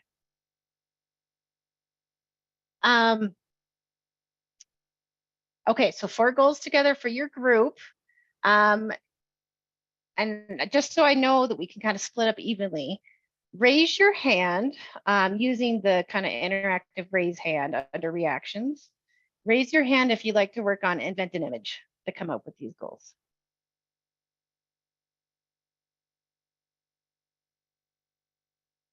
Okay, good. So 3 so far. All right, go ahead and lower those hands. Raise your hand if you want to work on drive collaboration with partnerships. I know Ron said that in the chat. 1, 2, 3. Okay. Okay, quite a few there. 1, 2, 3, 4, 5, 6, 7. Okay, lower those hands. Create user-friendly technology. Raise your hand if you want to work on that one. Okay, lower those hands and then engage in community outreach. Okay, good. Okay, so we have at least more than 1 person for each category, so I think that'll work well. Are there any questions before we go into the breakout rooms? You'll be in the breakout room until 3:15, and then we'll report back to the larger group of what you came up with. And one more thing, you will need a spokesperson to talk about what goals you came up with, and then you'll need a scribe to put your written goals actually in the chat. So I want you to actually write them out very clearly, word for word, what your goal is and make sure it has those elements of specific, measurable, achievable. Measurable is the most important. It's hard to make measurable goals. Make them measurable, achievable, relevant, and time bound. Any questions before we go into the groups? Are the hands raised for questions? Fabian, go ahead. Yes. So Tiffany, if you can just rephrase and or say it again in terms of what's our ask. As I understood it, was to come up with 4 SMART goals that were accomplished in they're accomplished in years 1, 2, 3, and 4 that pertain to the strategic directions or the strategic direction that we're in the group for, right? Yes, then that was a perfect rephrase. I loved it. Good. Just want to make sure. Thank you. Yes, good question. Jeff, did you have a question? Okay, Sorry, I didn't. I was raising my hand and it didn't go back down. that's perfect. If you are here to just observe, I think go ahead and stay in this main room, and then we'll come back and report out from each group. Brenda. Yeah, Tiffany, you said somebody would type the goals in the chat. So when we come back to the main group, each group will take a section of that time and type while they're explaining them. Is that correct? Yes, and we'll do it one group at a time because I don't want to get the goals all jumbled in the chat. So we'll have probably invent an image go first and type out those goals. So I do want to see them written in the chat if we could. Okay, thank you. Good question. Okay. Any other thoughts before we go into the breakout? All right, Trevor, let's go ahead and set those up and then you can self-select. And you can change your mind. Mostly I did the raise hands to see if we had some divisions, but go ahead and self-select into your breakout room. And Tiffany, if I can just interject really briefly, I know you said that people don't have to necessarily join a room, but I would encourage if you are feel free and jump into one of the rooms. You can provide a perspective that maybe we don't have, and so we welcome that. So. Perfect. Thank you. I appreciate that. Yeah. So if you are observing, feel free to jump into a room and listen to the conversation and contribute as well. Thank you. Yeah, so does everybody know how to get into a breakout room and see the selection? So at the bottom of your screen, there should be hopefully a join breakout rooms or a breakout rooms button. And then that will bring up the 4 options and you can click join on the breakout room that you want to go to. We have only one in invent an image so far and one. I'm about to head to invent an user-friendly image. tech. Okay, perfect.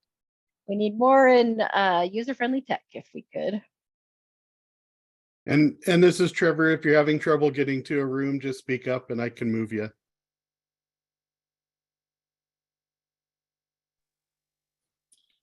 Hi, Trevor. This is Holly. I'm on an iPad and I don't see that option. If you could send me into the technology one, I would appreciate it.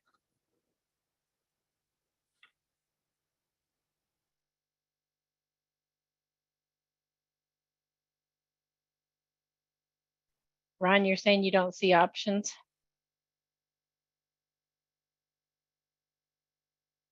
Good.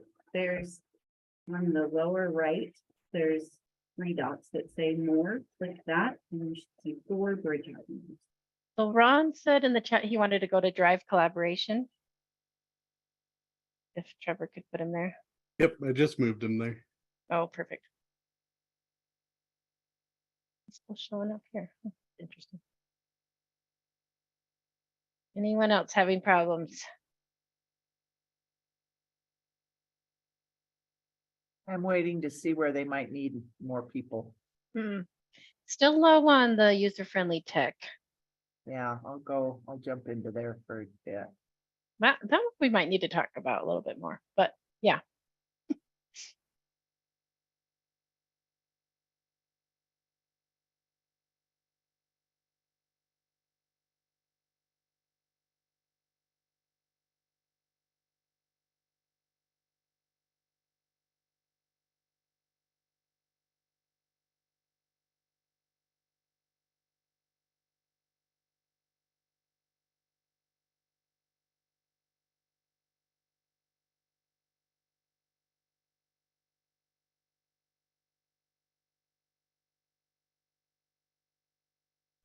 Tiffany, I'm not sure if you see this button too, but I can broadcast of my voice to all the breakout rooms.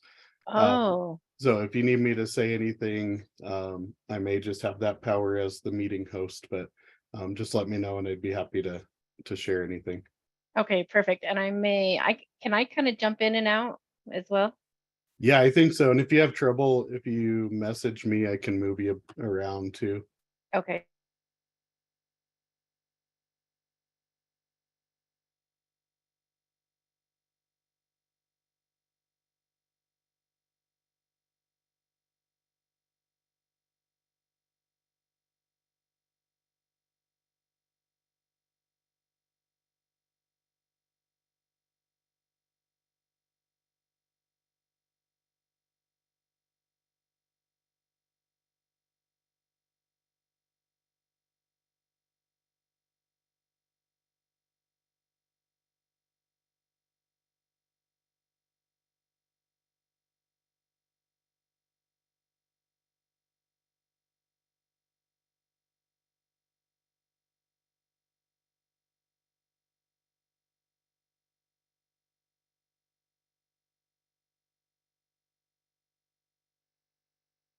I'm gonna jump in over, this is Ty, I'm gonna jump in where they create user friendly technology. Unless you need me, Trevor. Nope, you're good. I'm good here.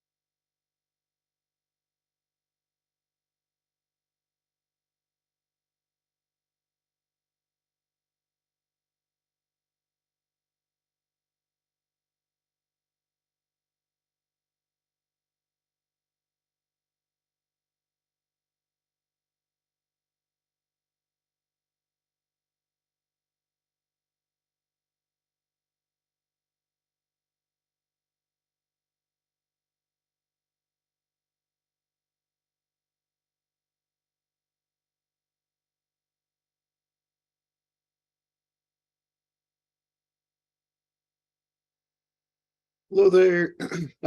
Were you in a breakout room already, Charlie? Oh, you're muted. I'm sorry. Hey. Can you hear me?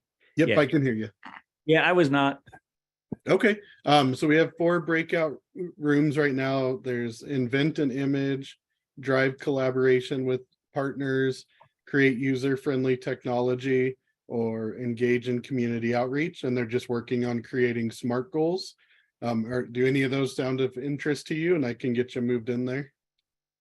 Sure. I'll do the last one, community outreach. Okay, Sorry about that. no worries. It should move you there. Yeah, joined. Dr. Caldwell, did you want to go to one as well? Yeah, I do, and I apologize. I had a call that came in. The drive collaboration with partners. Okay, all right, I'm moving you there now. Thank you. Yep.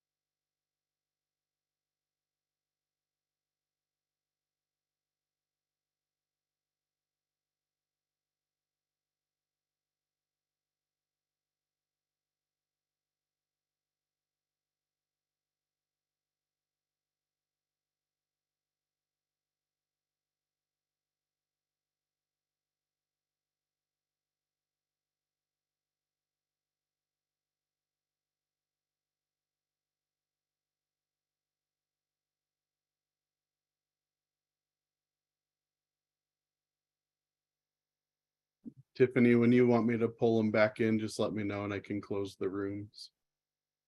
Okay, I was just typing you a message. Yeah, sounds good. So I think they're wrapping up. Some groups are further along than others, but I think we should come back together at 3:30. So maybe a 2-minute warning and then we can close the rooms at 3:30. Okay, good deal. Did you see the messages I broadcast to the room? Yeah, they're a little bit tiny, so one group didn't see it, but I did see it. Okay, good deal. And I think it should give them, once I hit the close all rooms, it should give them a 1-minute warning to wrap it up. Okay. So Perfect. Yeah, that'll be great. Thank you. This worked out well, I think. yeah, the breakout rooms on Zoom seem to work really well. Yeah. We got people joining us back, people who were done.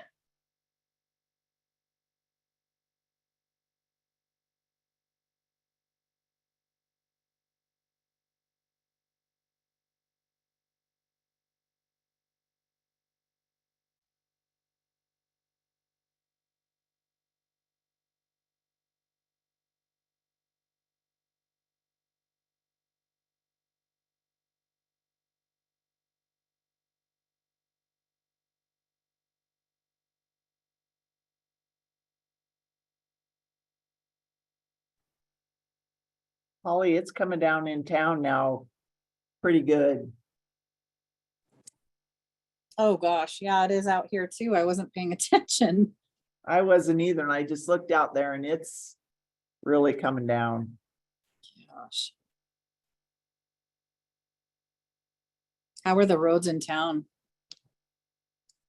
You know, they were just snowy, but you know, since the wind hadn't kicked up, they were fine. The highway was icy. Bad, yeah.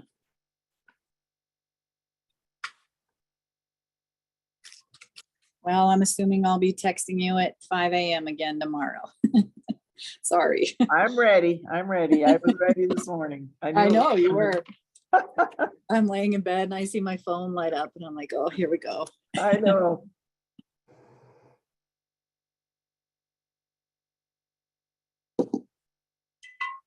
They're getting good at sending screenshots and stuff though, and they know where to look for things, so it's getting easier. We've Yeah. had so many this year. I know. Yeah, that works good.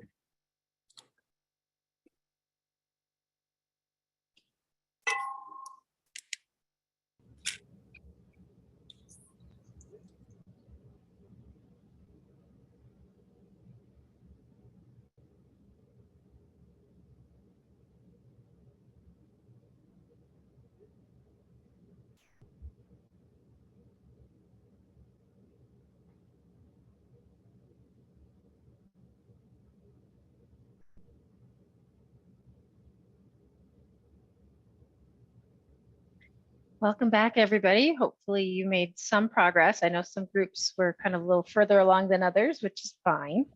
But we can hone it a little bit more and kind of have some discussions with this larger group. I actually think the create user-friendly technology was done first. So let's have them present. So, well, let me make sure my screen is stopping to move. Make sure everybody made it back. Okay. And I think everybody's back. So we'll have user-friendly technology present. So let's start with your first year goal, and then we're going to put it through the litmus test of if it's specific, measurable, achievable, relevant, and time bound. Okay, so I'm the spokesperson. I had a great group, Director Cooley, Ty Stockton, and Tony Cross. And we were the Create User-Friendly Technology group.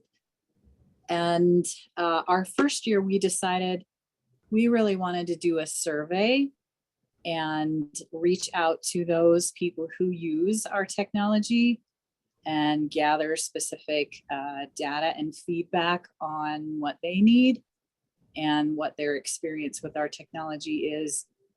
And then we also wanted to make sure that we follow through with getting specific outcomes for our statement of work on our IT platforms. And both of those, we wanted to make sure we had done by the end of December.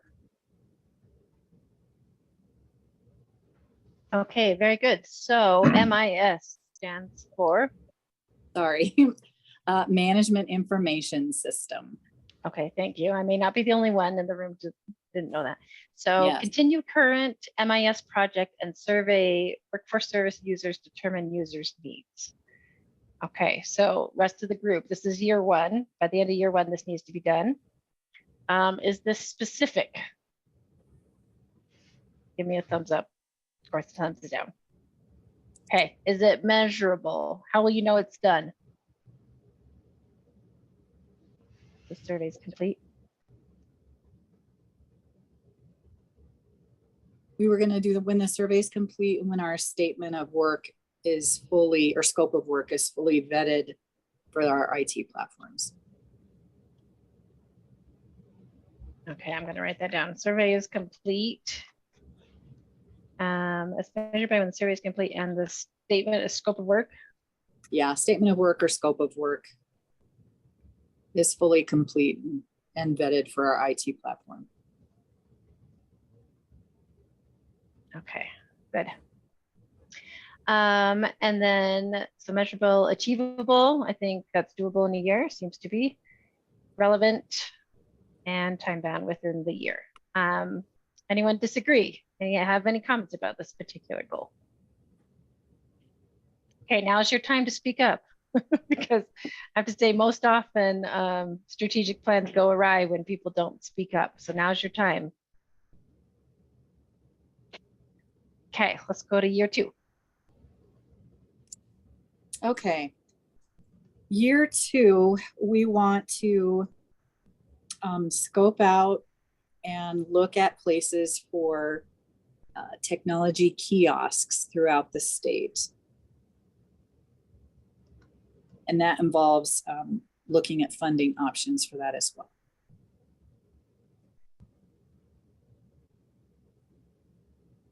Okay, any thoughts from the group on that one? Sorry, you said kiosks, and what's the purpose of those? Those would be in the lobbies of the department and the workforce centers?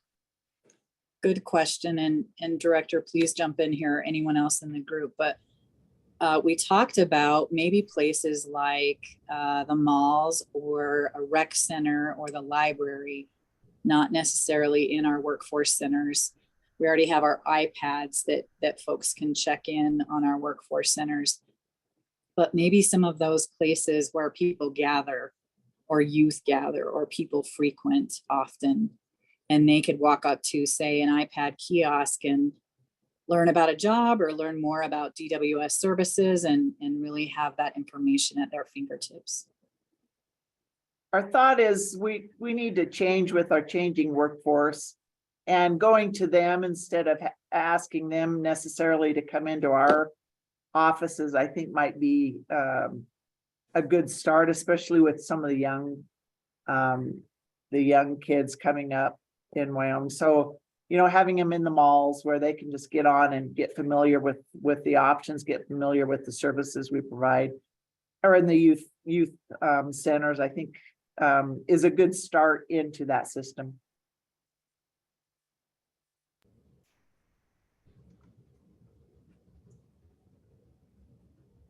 Okay. All right, we'll get into action items later as far as kind of what needs to be done and by whom. So I think that can stay there unless there's other thoughts about this particular goal. Is it achievable by the end of year two?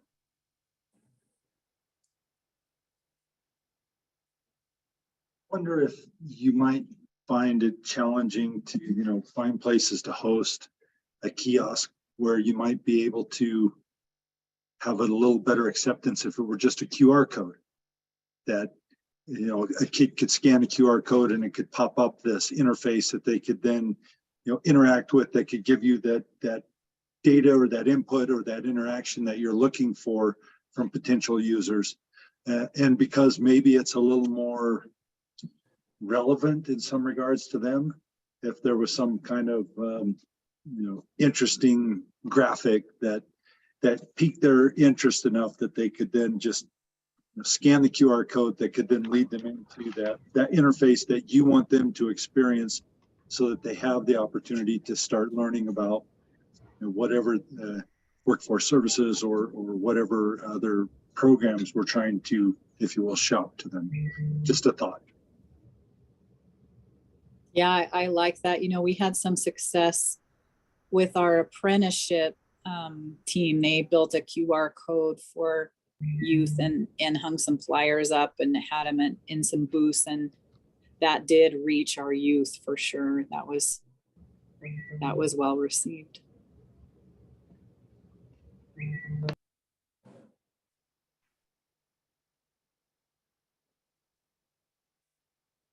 Okay, very good. Let's go goal 3.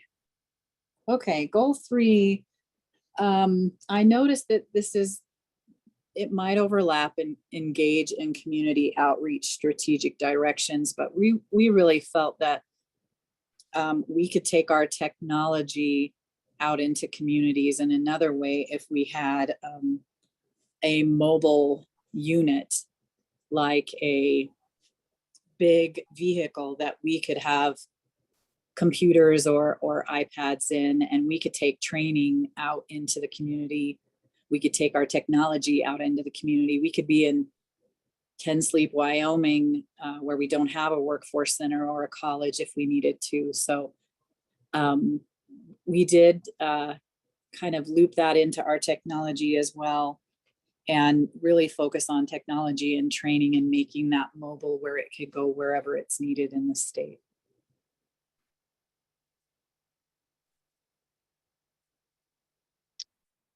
Very good. Feedback from the group.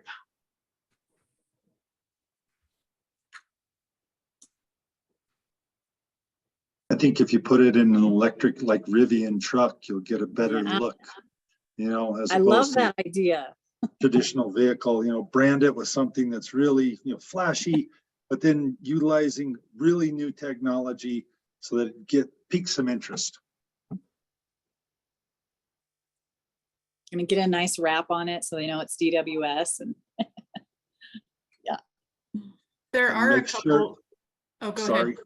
Go Well, ahead. just make sure it's not confused with Dancing with the Stars. This is true. Might get more people that way. I was there. They have a couple mobile health units. I know there's one in Cheyenne and there's actually one in Riverton. It'd be interesting to see, compare if they get the footprint that you're looking for too. One of the things we talked about, I'm sorry, Director Cooley, did you want to speak? No, go ahead.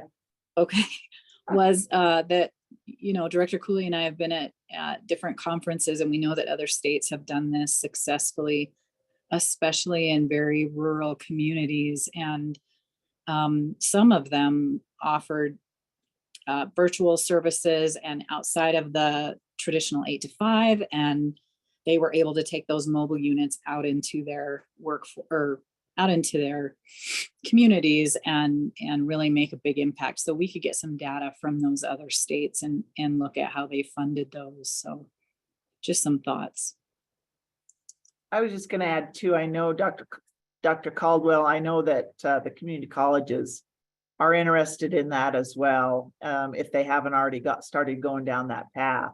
So I could even see some collaboration there with training, with education, with going on to, into the high schools, even Larry, with some of the construction education information that you've got, parking that outside, having the schools tell students, they're outside, here's where all the information is. If you're interested, we've got people out there in the construction field and there's information inside you can access or whatever. I mean, there's just so many options. Well, with the rapid responses as well, there's so many options with a vehicle like that in rural Wyoming. So we just, it's something we've really kept in our minds as something that we would like to do at some point.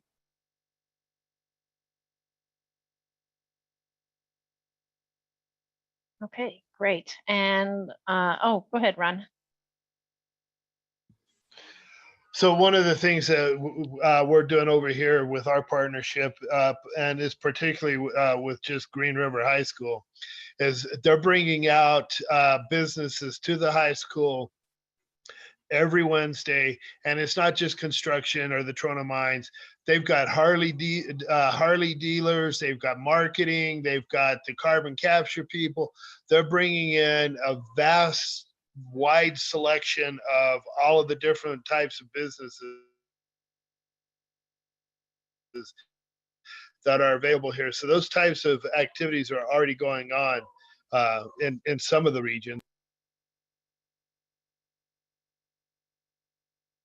Yeah, definitely don't need to reinvent the wheel. Okay, so goal 4. Okay, and then our last goal was to do a follow-up survey and really remeasure our initiatives, see what our success was and where we still have gaps, and make sure that we involve our users, which would be clients, employers, staff, and make sure we're hitting the mark, because we all know that in 4 years, technology changes rapidly. And we looked at, could we also involve some new technology like AI, VR, those kinds of things, like virtual reality, job shadowing, skill training with virtual reality, those kinds of things, depending on the feedback we get from our surveys. Feedback from the larger group. I think it fits our criteria.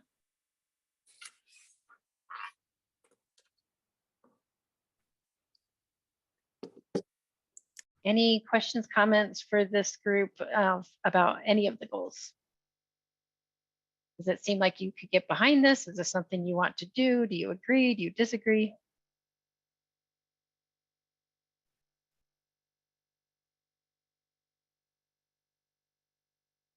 Yeah, Chairman. Yes, going back to goal number 3, given that there was some conversation around the mobile DWS vehicle and unit, perhaps there's a more, if the goal could be perhaps more tailored towards determining and or solidifying a plan for an effective way to provide remote trainings and remote services, because maybe a mobile unit is the best path, but it seems like we'd have to kind of go through that evaluation. I mean, there's significant dollars involved there, and it's a significant initiative. So perhaps there's a step back from that where we can kind of lay out a plan that everybody looks at and says, yeah, this is a no-brainer, let's do it. Or maybe there's an alternate method for accomplishing it. Instead of pigeonholing ourselves right now into making a decision that the mobile path is the right way to go. I think there's a question in there somewhere.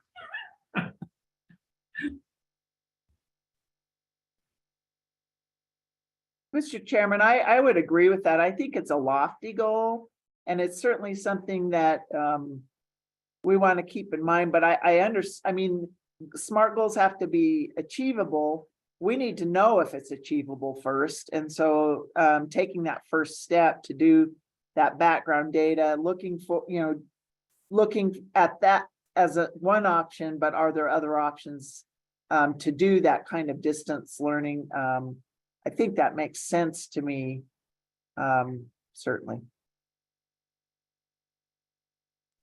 And maybe we could make sure to incorporate some of those questions in our initial survey in year 1, so that we have a little bit of data there.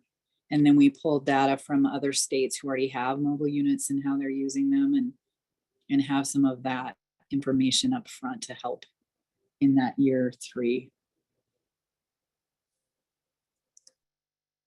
So I took the liberty of kind of rephrasing just for goal 3, to create a plan to improve access to workforce services in remote locations.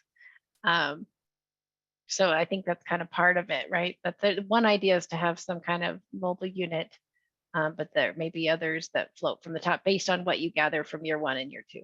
Yeah, and it could be create and implement. I mean, I don't think we can, or that we should slow down the implementation of it. I just think that there may be other paths we would want to consider. Okay, last thoughts for the tech group. That was interesting. I was wondering where you were going to take that because I was wondering if you, the council, was actually in charge of creating technology. So I was a little confused by how that strategic direction kind of snuck in there, but I think you did well with it. So that makes sense to me. Did you have another comment? Oh, no. Okay, very good. Oh, I do. All right. I'm sorry. No, that's okay. This is, like I said, now's the Sorry. time to speak. No, that's good. It's good. And I love these goals. I do. I had a question on Wyoming at Work, and does the reimagination of or remaking of Wyoming at Work, would that fall into this team's purview? I'm trying to look for my strategic directions. Yes. And we looked at those strategic directions. I think there's 5 of them. And so in year 1, we're going to do our survey, but also that statement or scope of work for our IT platform is really that MIS system, or Okay. our Wyoming at Work.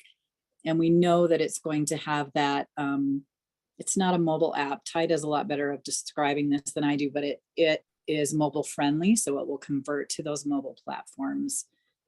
So we are catching quite a few of those strategic direction points in that initiative. Okay. Thank Did you. that answer your question? It did. Thank you very much, Paul. Yeah. All right, let's move on to, we can come back to this if we need to, if someone has additional questions or comments. Let's go to engaging community outreach. So let's have a spokesperson give us some context for the goals and someone to write the goals in the chat if you could. So let's start with year 1. Engaging community outreach. Like usual, I get to do the talking and I did the typing. So initially this conversation has to do with 2 specific target audiences, you know, the people needing the services and the businesses utilizing those people, right? So it's a 2-part, how do we reach both? And that pretty much chewed up most of our time of what we didn't understand. So the first part you'll see is fund the research, you know, to figure out the best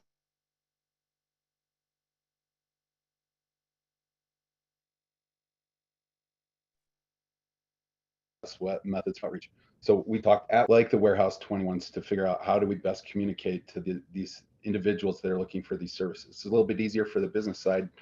We think we understand probably some great methods to reach out to the business community, but it's finding those people that need those services and the best methods to reach them.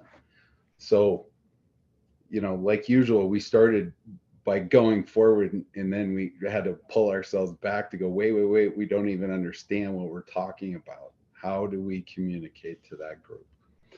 So that's number 1. And we don't actually have it defined. We remembered talking with Warehouse 21 about these communication methods. Fabian, we were going to throw you under the bus to say, didn't we fund a thing with Warehouse 21 to define outreach to those? It's not just outreach, but I mean at-risk individuals, but people that are utilizing those services. Does anybody remember? I don't believe so. I thought it was just around some of the branding and the site work that we contracted with them for, but I can go back into the files and check. Well, you make me feel better because that's about as good as we could come up with too. So we're not that far off. So Tiffany, before you throw me under the bus, that was the question. Is this achievable? We think it's achievable, and the report would define all the smart side, you know, because we'd actually have a report that says this is the best way to reach. Well, we know there's probably 400 different best ways to hit that individual that would be after these sort of services, and that they're not one. So it would have to be a many multi-task sort of advertising scenario. How can we reach them? But it is just a monstrous question to try to define how to do that. Now tell me I'm wrong so we can talk about it. Yeah, let's throw that to the group. Tell him he's wrong.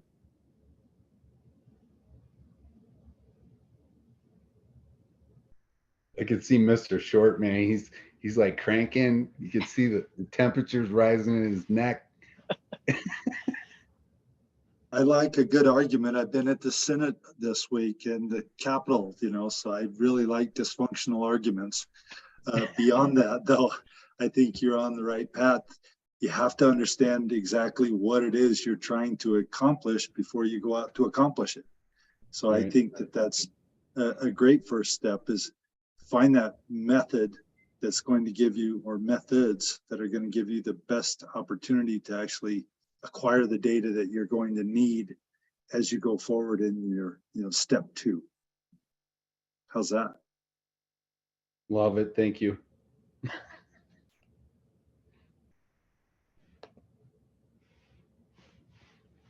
Well, if I'm allowed, I will move on to the second one, which was to build the material. So this was difficult again, because, part of it started off with this conversation about at the one stops, how old are the brochures? I mean, apparently they reek of the 90s, and all I could think of is mullets, but that's from the 80s. So I don't know how you reek of 90s, but let's just say the printed materials are old.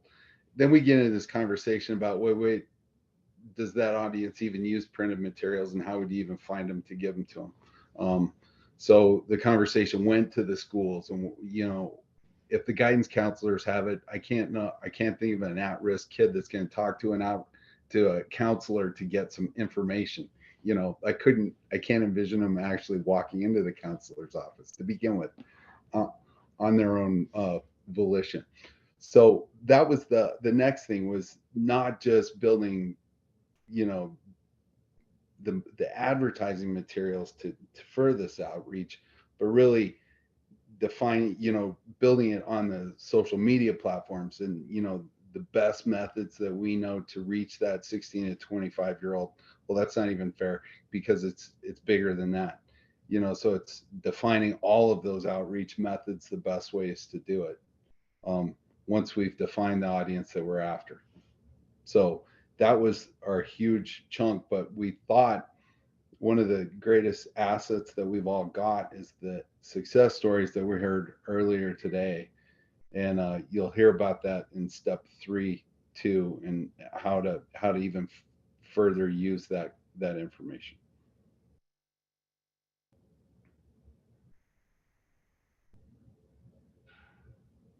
Okay, thoughts from the group?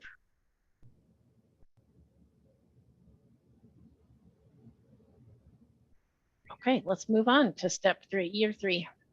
Okay, so now that we've defined the audience, how to get to them, and then define the materials to give to them, now we're going to give it to them. So that is utilizing both big community events. Well, it's not even fair to say big community events. It's just easier in a bigger chunk, but community events, the best ways to reach that audience, plus the online, talking their language at their level. And this is where it gets really fun with the success stories, because we talked about this whole idea of the peer-to-peer communication, meaning these people that were involved in these success stories, can we get them to share them with their audience, because they know people that could use this kind of service. That's where they were. We've seen this in Larry's world. You find that one kid that really wants to go into construction, and you say, who are your buddies that are just like you? How can I do this? So some of the thought process was not just us reaching out, but how can we engage the people that we've helped in, or have helped themselves, more importantly, in this whole endeavor, and who do they know that's in the same boat, and how can they get them involved, and how can they help find that help?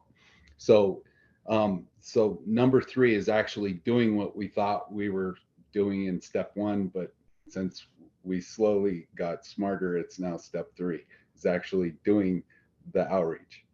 So that's it.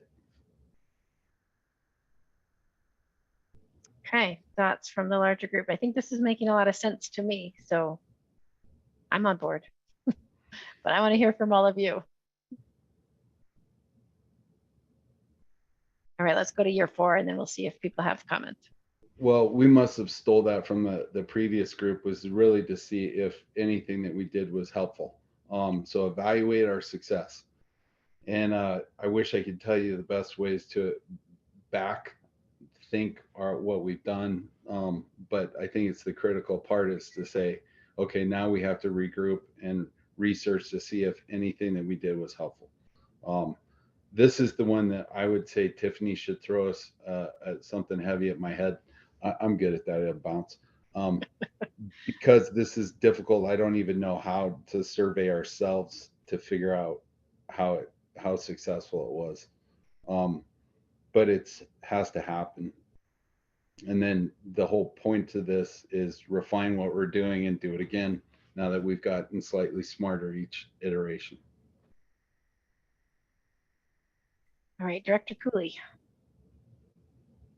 Thank you. It's not really, I guess it's just a comment on all this. I hope I'm not the only one that's feeling this. I have more of a sense of urgency about some of these things than, letting things go for 3 years and then 4 years. I just have more of a sense of urgency that it needs to happen quicker. And so I just want to throw that out there to everyone. We've got so much going on, and I don't know how you address that with, I don't know how you address that, but I just, it's just a thought. Well, I love that because we went there to begin with. We really said when we talk about this, we'd like to see 1 through 3 in the first year. So it's a 2-year plan, but then Tiffany would yell at us again. We didn't follow the rules because we completely agree with you. Fabian, go ahead. Yeah, I think, well, I'm going to echo a little bit what Director Cooley just said, which is, yeah, I'd love to see these happen in years 1 and 2. And I'll take it a little further. I think that this is a larger framework and structure that I think we can follow. I hunger for the details of it. And I think part of that is because, the group that I was a part of, the breakout room that I was a part of, inventing an image, needs to feed this community outreach, in terms of direction, messaging, what we're trying to send out there. And so this is a good framework for that, but you kind of need what we're talking about before you can dive deeper, but I'm craving the diving deeper stuff. So, who's the messaging reaching? How are we putting it together? What forms and platforms are we want to be on, et cetera. So, but it's good. You are the first step. We mentioned that too. Yeah, no, definitely on board. It's good. So what if we were just to say, and we are breaking the rules, but that's okay. So we end up with 2 goals and we combine goals 1 and 2 as they're written there into year 1. And then goals 3 and 4 happen in year 2. And then, you can, once those are done, then you can reestablish new goals for years 3 and 4. How does that feel to people? Better. Okay, great. So this one will have goals up until year 2, which is fine because, a lot can happen in 2 years and then you can recreate new goals for the following years. Any other thoughts on this category before we segue to invent an image?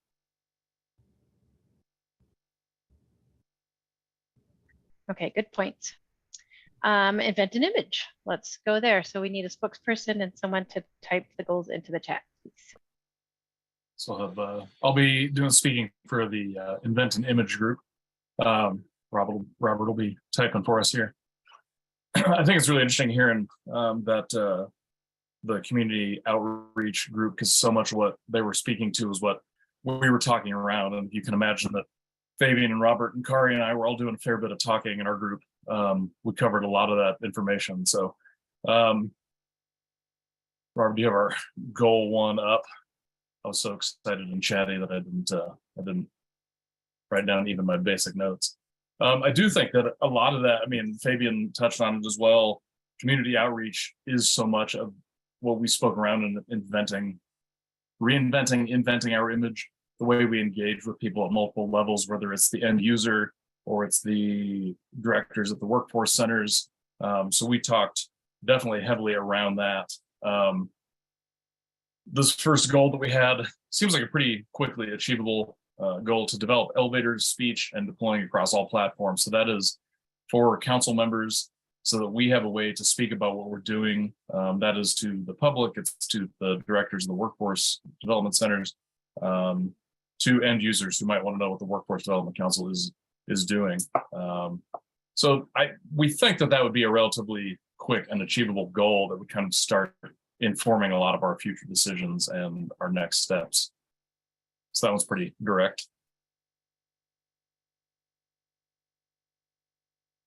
Questions, concerns?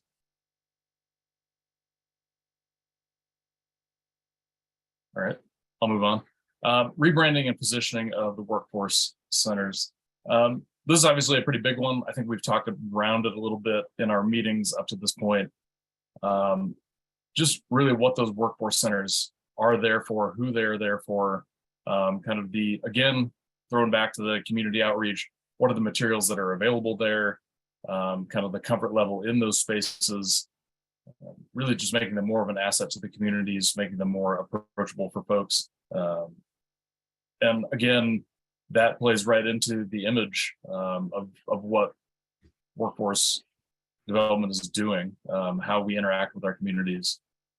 So again, a pretty straightforward one, not a small project, not a small goal, but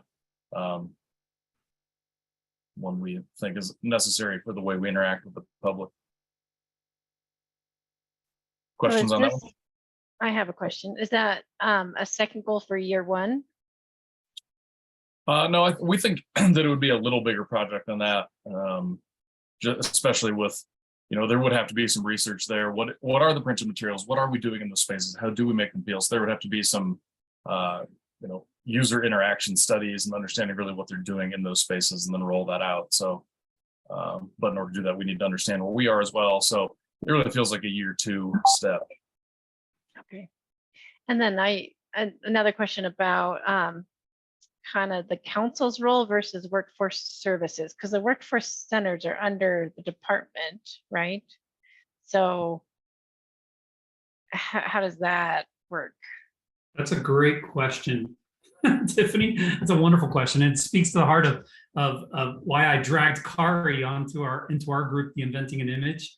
And it was part of that, is to understand kind of the latitude and how we play together. At the end of the day, Department of Workforce Services is a state agency. It's viewed as a governmental entity. It is a governmental entity. And I think at some level, we're trying to rebrand the council while we are officially mandated and have our bylaws, and we report into to the governor's office. If there's a way that our council can feel a little less governmental, I think there's play that we can do that perhaps can't be done necessarily by Department of Workforce Services, but to where we can dovetail in to their efforts really well. We've got 15 of our 30 members are private industry folks, and I would think that that's for a reason. It's to bring in that perspective and to bring in that kind of maybe agility and a different thought process. And so if there's a way that we can rebrand workforce centers to not just today perceptually serve the job seeker, but to also be a useful resource and tool for the employer, then we think we can win. And that's a longer term thing. That's a big process. But the idea of trying to drag us away from the workforce centers anyway, from perceptually, and to be kind of maybe a little crude, to being kind of the unemployment office, to being more of a resource to employers around the state. We are. I just don't think that they know we are. And I think that's where I think the council can provide ambassadors that are carrying messages into the community and helping with a rebranding effort at the workforce centers to be that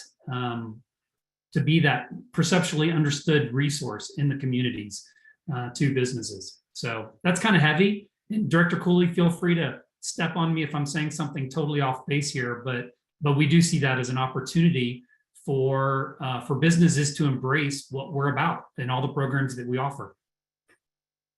So here's a kind of an interesting twist to that, or an interesting comment to that. This year we had an interesting unemployment insurance bill, and it part of the bill wanted to rename the Unemployment Insurance Commission to the Reemployment Insurance Commission, and it didn't go anywhere, but it's going to be part of that whole interim topic that we're talking about. And I got to thinking about that, and in talking to the legislator that proposed it, you know, I told him I really like the idea of that whole rebranding of unemployment being reemployment, because that's the entire purpose of it.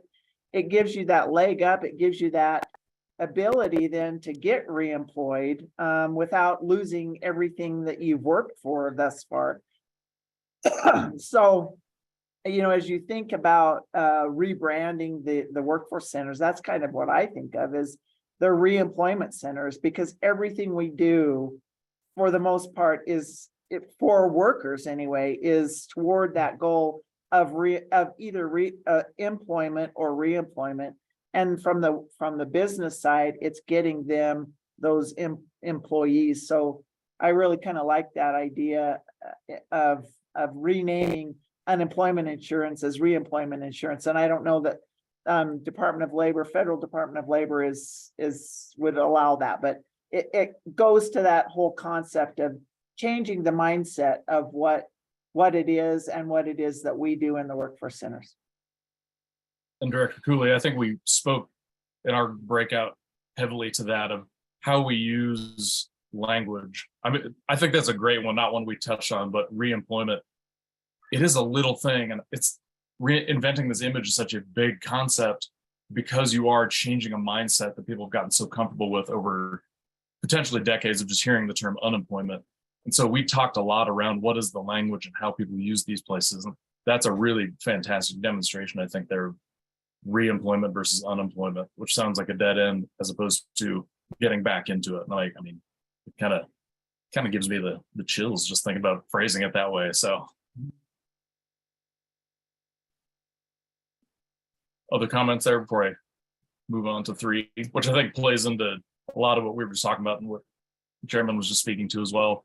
Goal 3, developing marketing success strategies for workforce services clients with business liaison. So we talked again a lot about the kind of the grassroots level. How do we change this perception? And one of the ways we kept coming back to is hitting the business owners, the employers, because they could so easily become advocates, brand ambassadors out in the world to their employees. Say, if something happened, if I was fully educated prior to COVID, I would have been more of a resource to my team in what they could do at a time when everybody needed workforce services, and just my ability then to become a brand ambassador. So that was one of the things we talked about, was finding really strong business liaisons that we could send out into the regions from those workforce centers to go out, interact with business owners in the community that have those needs, and get them to kind of drive the interactions with workforce services. Anything from my breakout committee you want to build on there?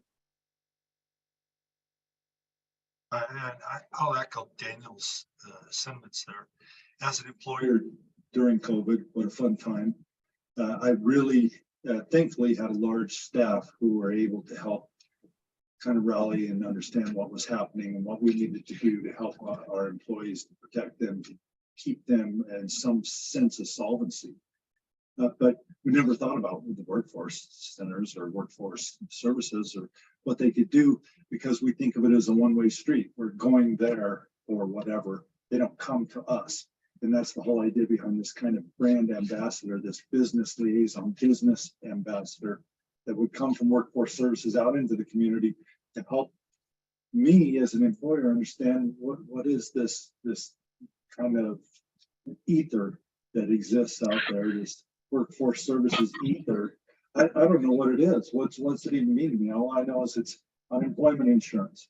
So helping educate those people with these kind of ambassadors would likely drive a greater participation. And of course, that's those success stories, sharing those success stories, and maybe some people who have actually been workforce service clients become these ambassadors who could share their stories about how they moved from what maybe was a situation of despair into a situation of prosperity. And they become an advocate, and they help develop these network opportunities that actually start to propagate the understanding of what the services are that Wyoming Workforce Services are.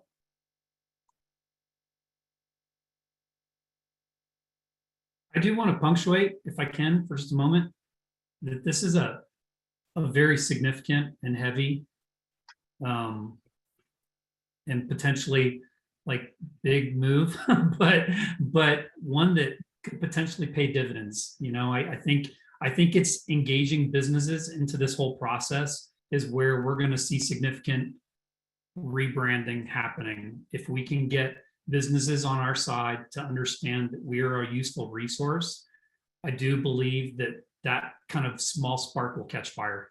And so it kind of starts with somebody at the workforce center location or headquarter location, reaching out to businesses in the community. You have to proactively do that. You have to go out to their locations and be that resource, share with them what we have, learn from them what they need, and kind of create that connection. That's when I think they will take note. I don't think they will proactively come into our workforce centers to share with us what they've got going on.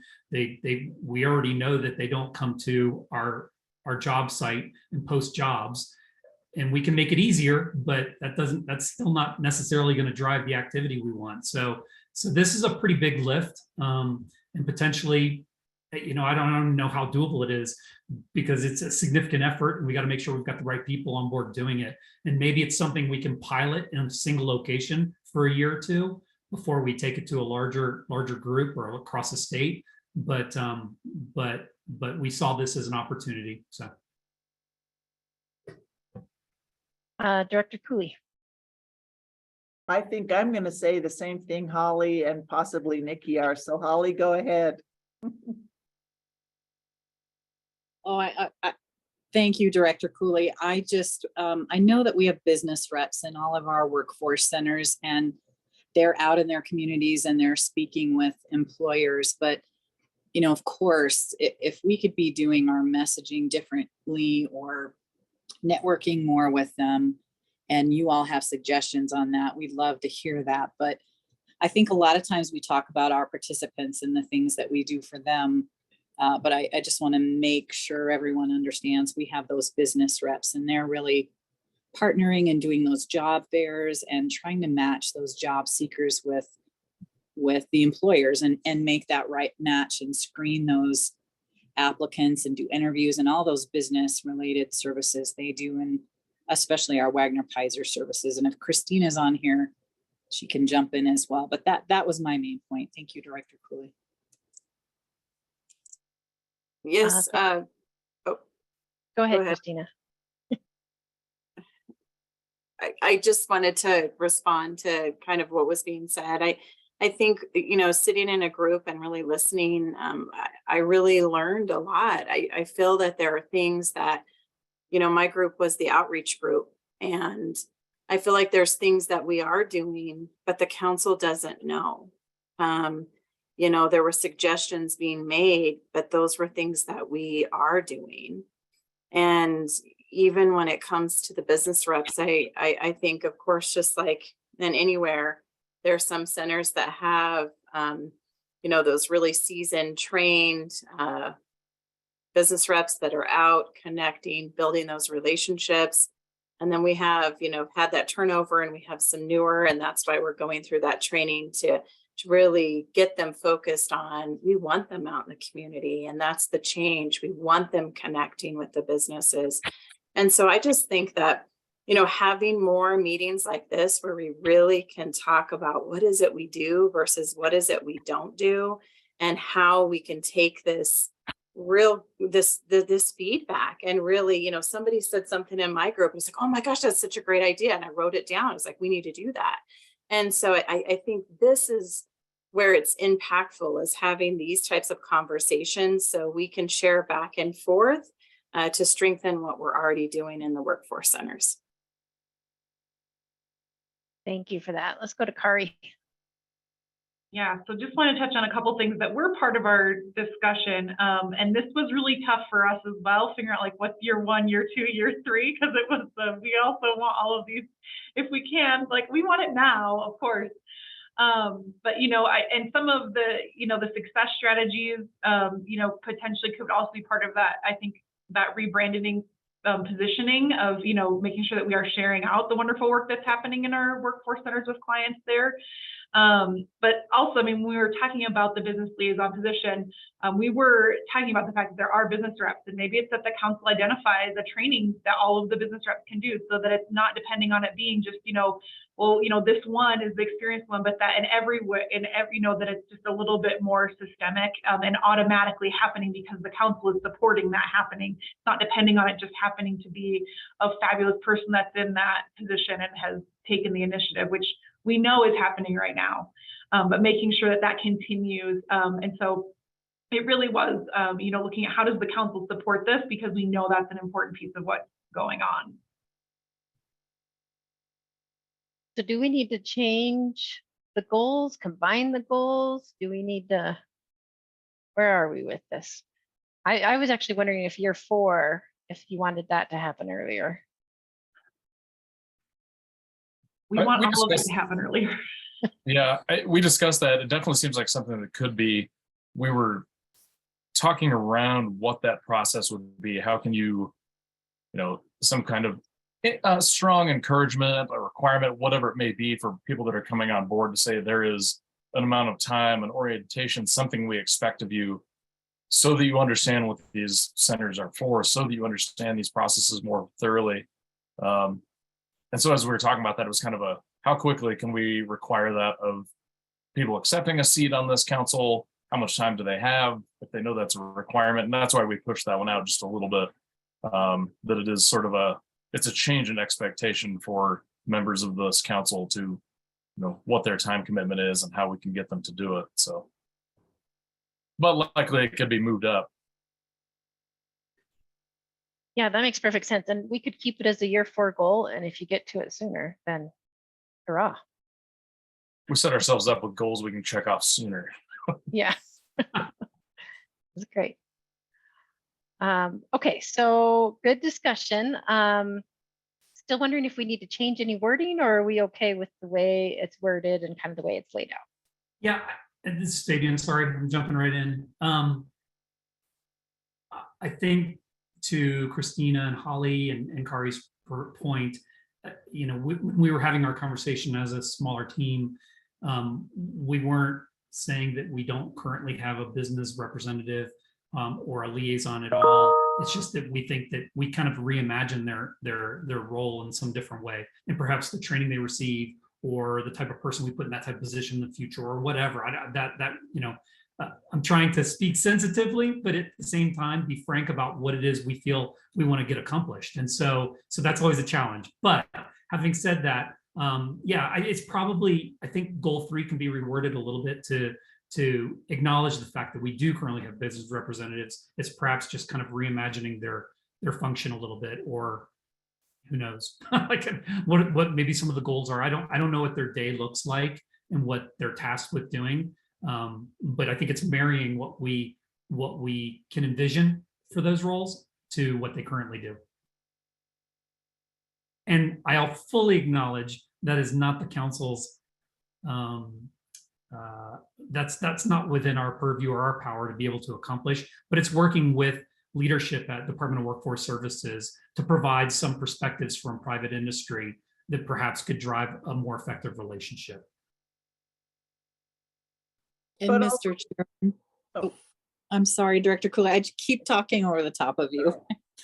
I was just going to say, with that Dare to Lead training, a lot that we talk about is having crucial conversations and being open to feedback and adjusting and pivoting to the world of work. And I just want you to know, and the council to know, that we're always open to feedback on that, of course. So thank you. And I was just going to echo that. I mean, we need to have these conversations. We need to know what is and isn't working so we can adjust it. We don't want to do the same thing and get this, if the result isn't good, we need to change it. But also this fits right in with that collaboration with the business council and their representatives that are around the state too, and maybe making those connections. I know they're connected, but maybe making those connections stronger as well. So when they do go to the chamber luncheon, you know, we have the business council and we have our business reps there from the workforce center, whatever the case might be, so that the business communities are seeing that connection. So they're thinking, when they're thinking business, they're also thinking workforce center. So just a lot of ways to go about doing that. That's an excellent point, Director. And we did speak about that in our breakout, that there are regional directors. I think there's 6 of them for the business council. And I'm well acquainted with who my business council representative has been for the last 20 years, or as they've changed. But I don't think that business council representative understands necessarily or is able to fully effectively speak to all the various programs and offerings and resources that are available. And I think that that's an opportunity for us as a council to connect those dots between Department of Workforce Services and the resources and the business liaison to these regional directors, so that we can all speak effectively to one another's, you know, opportunities. So that's a great point. Thank you. And just real quickly to add to that, on the Harvard Workforce Project meeting that we had today, there was a regional business, Wyoming Business Council rep on there, and we spoke specifically about that and doing some cross training and really doing some more collaboration. So that we did discuss that this morning. So thanks for that feedback as well. I just want to draw attention to the chat that Christina says she agrees. We need more meetings like this. It's helpful and keeps us moving forward. So maybe an annual kind of reconvening to check in on the goals and see how that collaboration is working and where else you might be able to work together. Okay, great discussion. Are we ready to move on to drive collaboration with partnerships? Okay, let's do that. So we need a spokesperson and someone to type in the chat your 4 goals or less. I know this group kind of is a little slower getting to the goals, which is fine. Well, we really didn't even pick a spokesperson. That's how far behind we were. But we did kind of have some philosophical discussions maybe that are actually being highlighted by a lot of this conversation here. But we did come up with a couple concrete goals, one of them specific to the first year. But the overarching discussion really is, and you'll hear a theme coming through all of these discussions, develop an understanding of the roles and responsibilities of partnering agencies and the service they provide, and establish a referral pathway to programs for shared clients, especially those facing employment barriers. So essentially everybody knowing what everybody's doing. So when referrals are made, we know how to make referrals into what programs and what programs are available, because there is so much happening within this world. So the first one I'll let Michelle Aldrich speak to, because it's kind of the first step in a lot of this work, and it's the first year goal. And I can put all of this in the chat when we're done. Thanks, Director Schmidt. The first goal we talked about that we thought was maybe the lowest hanging fruit that we might be able to accomplish quickly prior to the rewriting of WIOA and Perkins 5 state plans is having the Department of Workforce Services, the WIOA folks and the VOC Rehab and the apprenticeship folks work with WDE and also the Wyoming Community College Commission, the adult ed folks, to create a crosswalk of terminology and begin aligning the terminology as state plans are written for renewal prior to December in 2023.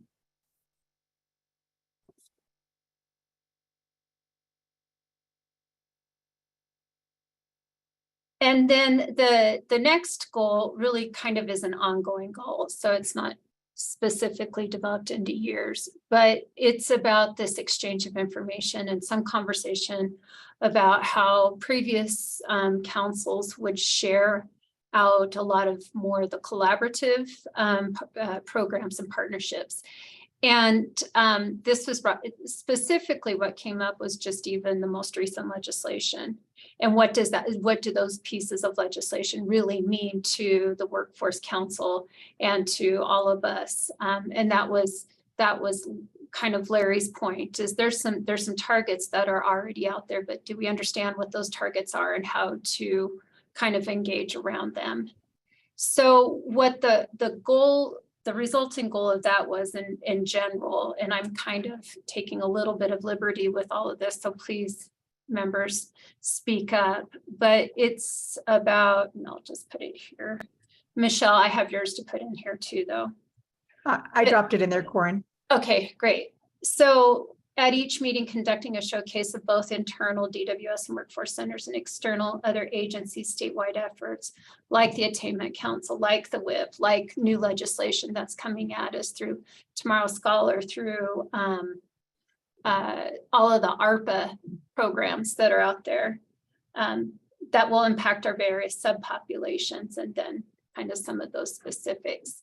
So where we were looking a little bit more bi-directional from kind of the stakeholders and those collaborative agencies, it's kind of the same thing that you're talking about, engaging with the business community. It's the same message, it's just kind of going different ways with it. So just as much as you are talking about engaging with that business community, I think that same branding, that same marketing, that same type of conversation would also be beneficial for the collaborating agencies, as well as we all understand who the workforce is, who it is that would benefit from the relationships with the business community and with all of those programs that are out there, because there are so many right now, just through the generosity of the legislature and understanding the value and importance of work.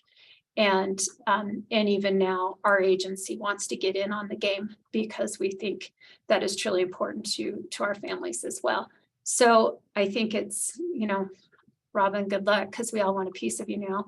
And so how do you best disseminate that out, no matter which directions it's going, whether it's to partner agencies or whether it's to the general business community? So Larry, did I hit it? Did I hit yours? Anybody else want to chime in, please? I think that you did a good job of representing the group.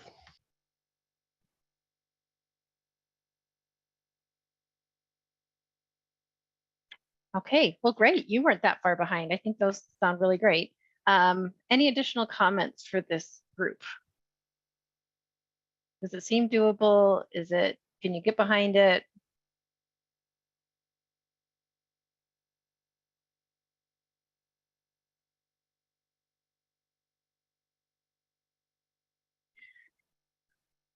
I just wanted to add that I think some of it we can integrate right away, such as the showcasing some of our partner agencies. And once we finish strategic planning and have some more bandwidth in our agenda, that's absolutely something we can go back to doing.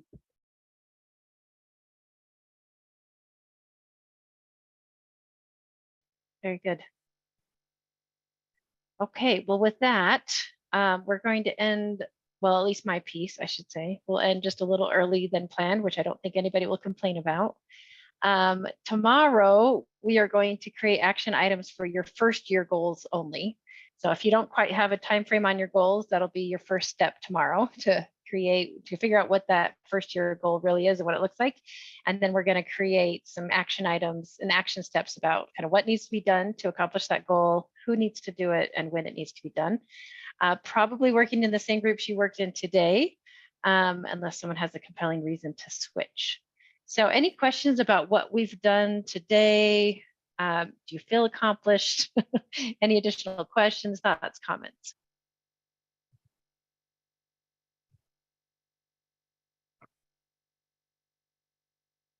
Okay, well, I will turn the time back over to the chairman. Oh, I guess you have your hand raised. Go ahead. I just want to clarify that Robert Short was kidding when he said he was recommending that a state agency have an EV, an electronic vehicle, in Wyoming. We're all appointed, we're not going down that route, right? I'm pretty sure my friend Robert was just kidding. So everybody back off. They're all powered by coal. That's true. Well said. Good save. Okay, well, thank you very much, Tiffany. Awesome to be led through that exercise. I love the brain stretching it makes us all do, and so that's wonderful. And obviously, the conversation doesn't stop here. So feel free, if something hits you in the middle of the night or whatever, to forward that feedback, whether it be to Kari, to me directly, to members of your team, to one of the subcommittees. We're all here to try to hone this down to a fine point, and so we certainly welcome that. I'm going to ask Kari and Jennifer, is there anything else that we need to touch base on before we adjourn a little bit early for the day and get ready for tomorrow morning? Jennifer saying no. Kari's shaking her head no. Okay, well, very good. One last opportunity for anybody else who has anything else they might want to comment on, add, or remind the group of before we adjourn for the evening. Good. All right. Well, 30 more minutes of snow shoveling then. We all get 30 more minutes of that. So thank you, everybody, for your thoughts, your perspective, your contributions. We'll look forward to getting together tomorrow. I would welcome a motion to adjourn the meeting today. So moved. Great. Thank you, Daniel. We have a second. All in Second. favor with an aye? Aye. Aye. Any opposed? I doubt it. Good. Look forward to seeing everybody tomorrow morning. Thank you. Thank you. Thank you.